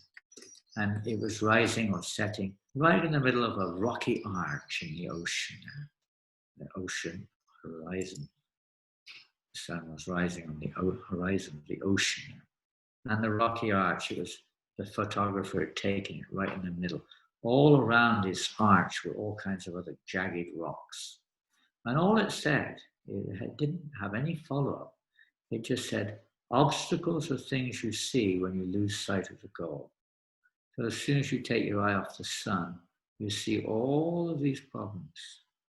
Rocks, dangerous rocks which ships get wrecked upon. So we see all these things when we lose sight of the goal. So we need a reminder and keep our mind, our consciousness on the goal. All troubles, Prabhupada writes in Bhagavad Gita, all the difficulties, all the anxieties, struggles that people have are because their lack of forgetting or lack of their common goal. We're dragged away, we'll bring the mind back again, and especially japa. Kirtan, of course, as much also, Yuga Dharma. But japa, especially, that's the time when we try to focus our intelligence, our mind, our being on Radha and Krishna. And you will see your perception of all these other things can change. And although they're still there, they're no longer, let's say, obstacles, confusions, complications. They may still be called that, but they're not going to affect us in the same way. It is a complicated world, believe me. It's very complex in this age of Kali, especially now with all the technology and so on. Everything's so complicated and complex. So try to keep your life as simple as possible. That's one. Environmentally, keep one's life as simple as possible. Of course, living in a city is not very simple. If one can live in a community, a farm community, nearby one, and live a simple life, start trying to simplify your life. This is one of Prabhupada's main thrusts, simple living, high thinking. We have to try to simplify our life. Don't try not to be too complicated in life. Then it may be a little bit easier also. We may not be ready for that, but as much as possible, come into that situation, simplify our lives, and use whatever time we have for focusing on Krishna. Anything else? That's it. Rasa Prayana, and all it is a slash. There's no message. Maharaj, it might be getting late for you, but there were a few unanswered questions further up in the chat. Prema Sankirtan, Gaura Gopal, and Ryan, there's a slash on the screen. There's nothing else. oh, 1 second. Rasa Rasika. How do you deal? Yeah, I'm not the one operating the screen going up and down, so I didn't see this one. How did you deal with differences in idea about sensitive topics such devotees denying the existence of COVID-19 and getting caught up in conspiracies theories? How to acknowledge the difference in view without getting critical of anyone? Whew. Another deviation, what can you say? Conspiracy theories. Oh, everything's a conspiracy theory if you want to look at it like that within a conspiracy theory. But it's not. It's the plan of the Lord. Whatever it is, everything's under Krishna's control. We shouldn't think that somebody's actually controlling. Nobody is separate from the control of Krishna. He gives them a little bit of leeway to appear to be a controller. That's his choice. But nobody is. Everyone is simply an instrument of three modes of material nature. And if we haven't understood that, we haven't understood Bhagavad Gita. So what can you say? Yeah, it's very interesting to our, wayward intellect, our minds, etc., to delve in these things and so on. But is it a solution? Prabhupada said we don't waste our time talking about all these things. We talk about the solution. The solution is not to establish whether it's a conspiracy or not a conspiracy. It does no good for anybody, really. Speaking, he's not going to be able to change it because Krishna is the controller. We've got to do that which will make the change. I remember one time in 1981 in England, it was the heat of the Cold War between Russia and the West. And people were so, everywhere you go, you were seeing signs what to do when the bomb goes off. Not if, when. Everyone was expecting nuclear war. It was like so intense. Videos, movies, and their videos are not, but movies were there about cities and what you should do when the bomb hits. how to protect yourself. Businesses were being set up all over the country. Anti-radiation suits, anti-radiation this, underground cabins to protect you from radiation and fallout and all these things. All over the place. The whole country became paranoid. I suppose most of the Western world was, I don't know. But certainly in England it was like that. But the mentality, this mentality of fear and stress, if there's any conspiracy, this is the material nature. That fear is the big thing in this world, whatever form it comes from. People are affected by fear, and this kind of brings it on almost, kind of brings it on, encourages these type of things. So we should try to take something which removes fear rather than increases it. It doesn't remove it by just establishing that this is some kind of conspiracy. We have to be positive. Whatever it is, Prabhu, let's try to cultivate pure devotion service. We can say, maybe, maybe not, whatever you want to call it, it is. But let us try to do what Prabhupada and Krishna want us to do. Let us try to chant the holy name purely. This will remove all the iniquities, all the wasting energy on these things. Time is so valuable. We haven't got time to analyze these reasons behind every single thing that takes place on this planet or in our minds. We have to get on with the business, the real business of chanting and hearing about Krishna. So I'd be positive. We don't criticize him. We just say, well, whatever it is, Prabhu, let's try to get on with our real business, shall we? Let's have kirtan together. Let's sit down and read Bhagavatam together. Whatever it is. Krishna's a controller, isn't he? Let's take shelter of the controller. Hare Krishna, be positive. And don't waste time in arguing and debating these things. Avoid it. People want to get on with it, or devotees want to get on with that. That's their business. We should try to encourage everyone to do the real business. Lord Chaitanya Mahaprabhu's real business. I don't think he talked about these conspiracy theories. I don't think so. I've not read it in Chaitanya Charitamrita, as far as I can remember. He talks mainly about loving association with devotees and chanting the holy names. So let's get on with that. What's the next one? We mentioned we should be happy. I think we did that one. Where's the one from Prem Sanctum? Oh yeah, is there any followers of Lord Chaitanya in Varanasi? Well, there were when he was there, and there are now. Yes, we have a temple there. There's an ISKCON temple in Varanasi. There are many, and there are nice temples. There's Vindhu Madhava temple. The nice temples of Krishna there also. Lord Chaitanya. Many times now. So there are many Vaishnavas now in Varanasi. Although the main seat is there of the Shankarites, of the impersonalists, there are many devotees too. If you're thinking of going there, I don't know, 1 or 2 temples of ISKCON, I'm sure, but at least one. And I'm sure there are many other Vaishnavas there too. So yes, there are. What else is there? Can we only sincerely appreciate the good qualities of others if we develop those qualities ourselves?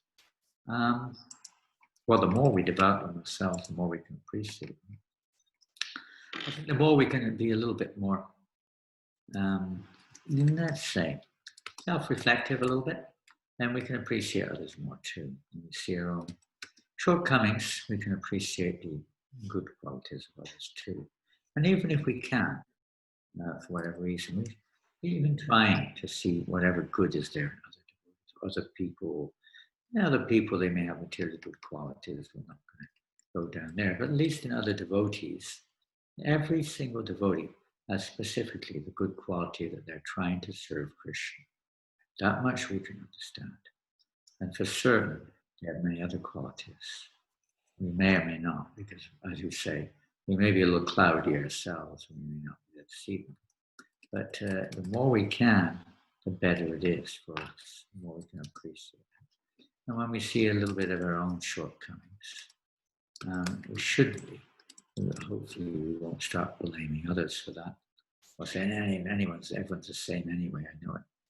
And this is because this is a bit of an obstacle which we have to overcome, you could say. But gradually, that's the idea of the association of devotees, that we're here to help each other, that we're here to serve each other, that we're here to encourage each other. It's not that we're necessarily thinking, I need these things. But as a society, we should be thinking like that towards others as much as we can. And if we don't appreciate the good qualities, try to act in a way that will help us to appreciate. Try to develop somehow or another, find some good quality in a devotee. There are many, but we may not see them. At least try to find something in our hearts which we can appreciate about all devotees. Write it down. Write down some good qualities of that devotee or something. Do something, some service for that devotee or devotees, something. What can I say? We're all in the same boat there, really. And by hearing about the wonderful qualities of great devotees, it's sometimes a little painful. Our false ego gets a little pricked and we become a bit whatever. But again, if we're chanting or coming together in kirtan, chanting the holy names together, sankirtan online or offline, whatever line it may be, but somehow or other, chant the holy names.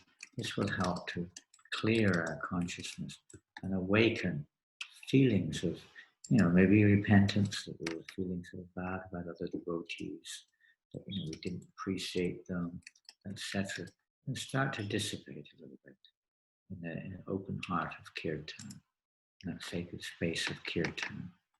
And kirtan is a wonderful way to clear up this.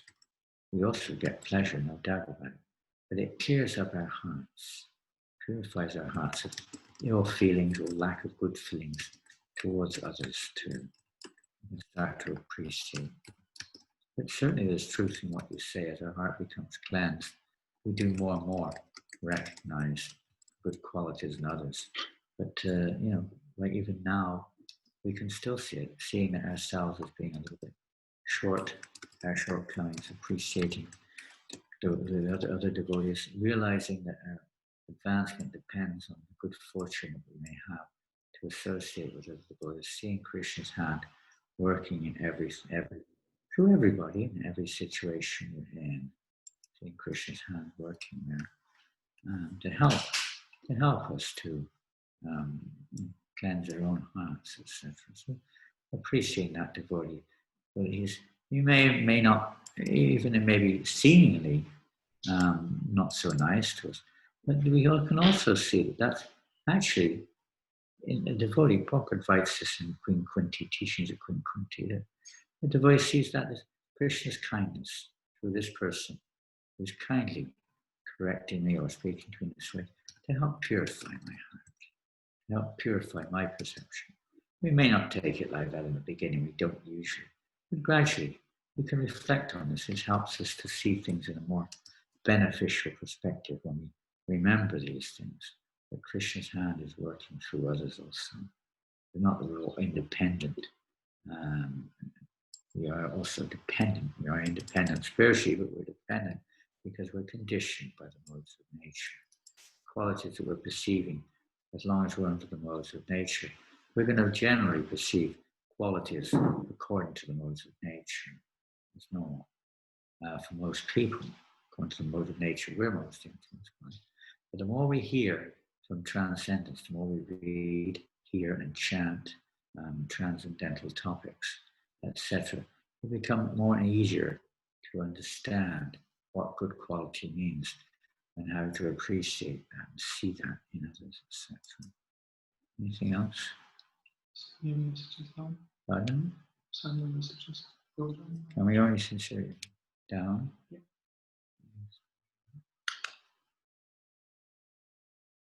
Prabhupada was a conspiracy theorist. When the news said he went to the moon, Prabhupada said we didn't. Well, yeah, that's on a pretty big platform, isn't it? From that point of view, yes. But so what? What to do? What to do? Prabhupada got on with the Sankirtan, you could say. He made it clear, and it's the same. You can say like that, of course, the whole thing is in a sense, could be seen as a conspiracy. You could see the whole, world situation, like you could do education, pharmaceutical, political, economic, You could say everything's scientific. Yes, it's there. We could say that. It's a kind of Kali Yuga. It's Kali. This is Kali Yuga. So what do we do in Kali Yuga? What do we do? What's the point? It's the whole situation is a conspiracy, whether it's the moon theory, whether it's this thing or that thing. If you want to look at it on a bigger platform, no doubt. No doubt about that. But if we want to solve the problem, that's another thing. It's another thing altogether. Recognizing or not recognizing, we get on whether the moon's flat, whether the earth's flat, whether it's round, whether whatever. It came this way or that way, and this and that thing. So many, you could go on and on and on. But it sure is. It's Kali Yuga. This is Kali's age, and is in that sense, it's kind of a conspiracy where people are, brainwashed, whatever you want to call it, into believing what they hear, this, that, the other. So that's the whole process of Krishna consciousness. It's not just about debunking a situation, it's about actually presenting the spiritual situation. So if you want to get into all those other things, that's another thing. But Prabhupada was transcendental.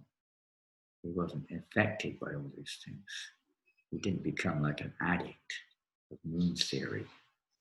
He just mentioned, he just said it straight out because that's what the scriptures say. And he just, spoke from scriptural, from transcendental platform. It wasn't like his theory. I don't believe this or something. I'm going to get into this. I'm going to prove that they never went there. That wasn't really Prabhupada's point.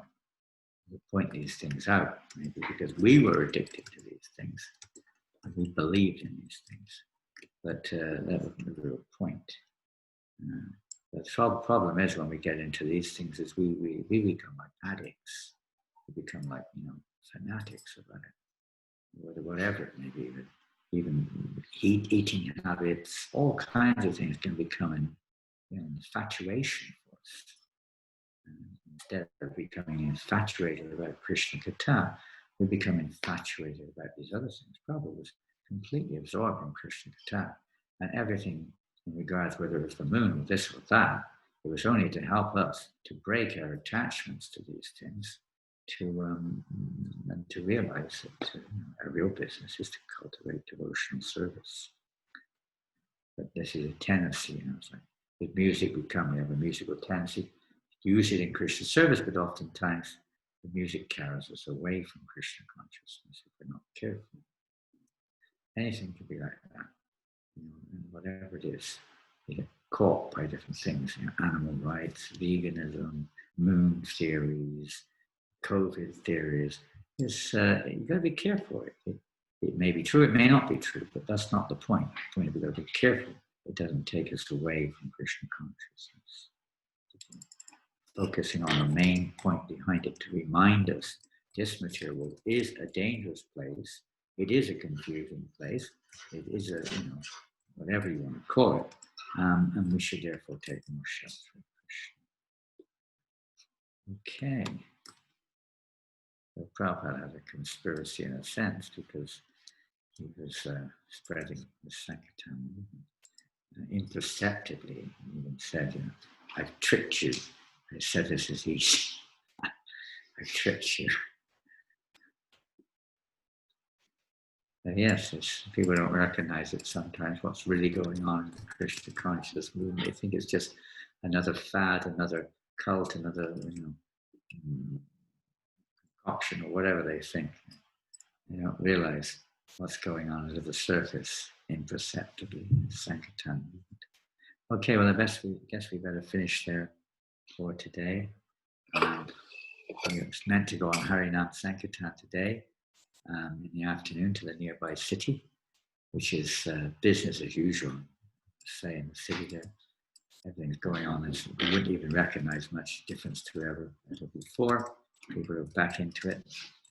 We're cautious, but we chant the holy names. Let's be attentive and chant Krishna's names. We're all under the conspiracy of the material energy, so let's get out of it. Hare Krishna, Hare Krishna, Krishna Krishna, Hare Hare, Hare Rama, Hare Rama,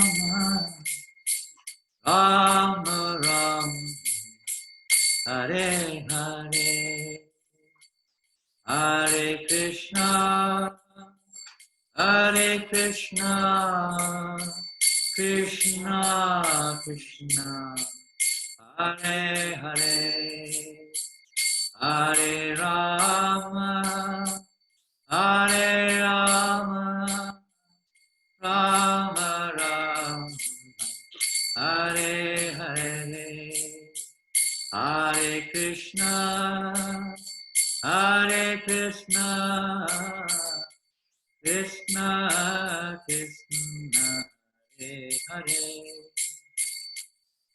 Hare Rama, Hare Rama, Rama Rama, Hare Hare, Hare Krishna, Hare Krishna, Krishna Krishna, Hare Hare, Hare Rama, Hare Rama, Rama Rama, Hare Hare. Our lives are so short, we haven't got time to deal with all different types of things. No end of things come up in our lives. We have to some and other utilize as much as we can our time in chanting and hearing about Krishna.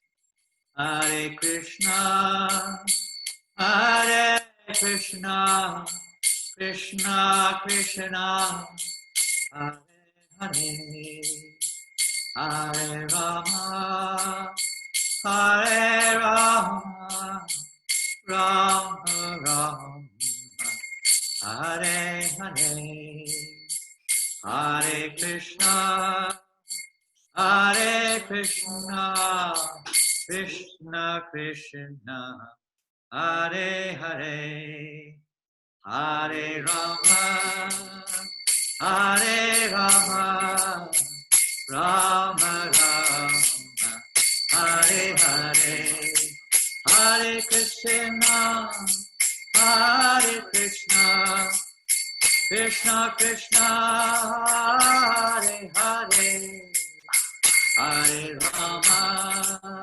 Hare Rama, Rama Rama, Hare Hare, Hare Krishna, Hare Krishna, Krishna Krishna, Hare Hare, Hare Rama, Hare Rama, Rama Rama, Hare Hare, Hare Krishna, Hare Krishna, Krishna Krishna, Hare Hare, Hare Rama, Hare Rama, Rama Rama, Hare Hare, Hare Krishna, Krishna Krishna, Hare Hare, Hare Rama, Hare Rama, Rama Rama, Hare Krishna, Krishna Krishna, Hare Hare, Hare Rama, Rama Rama, Hare Hare, Hare Krishna, Krishna Krishna, Hare Hare, Hare Rama, Hare Krishna, Krishna Krishna, Hare Hare, Hare Rama, Rama Rama, Hare Hare, Hare Krishna, Krishna Krishna, Hare Hare, Hare Rama, Rama Hare Hare,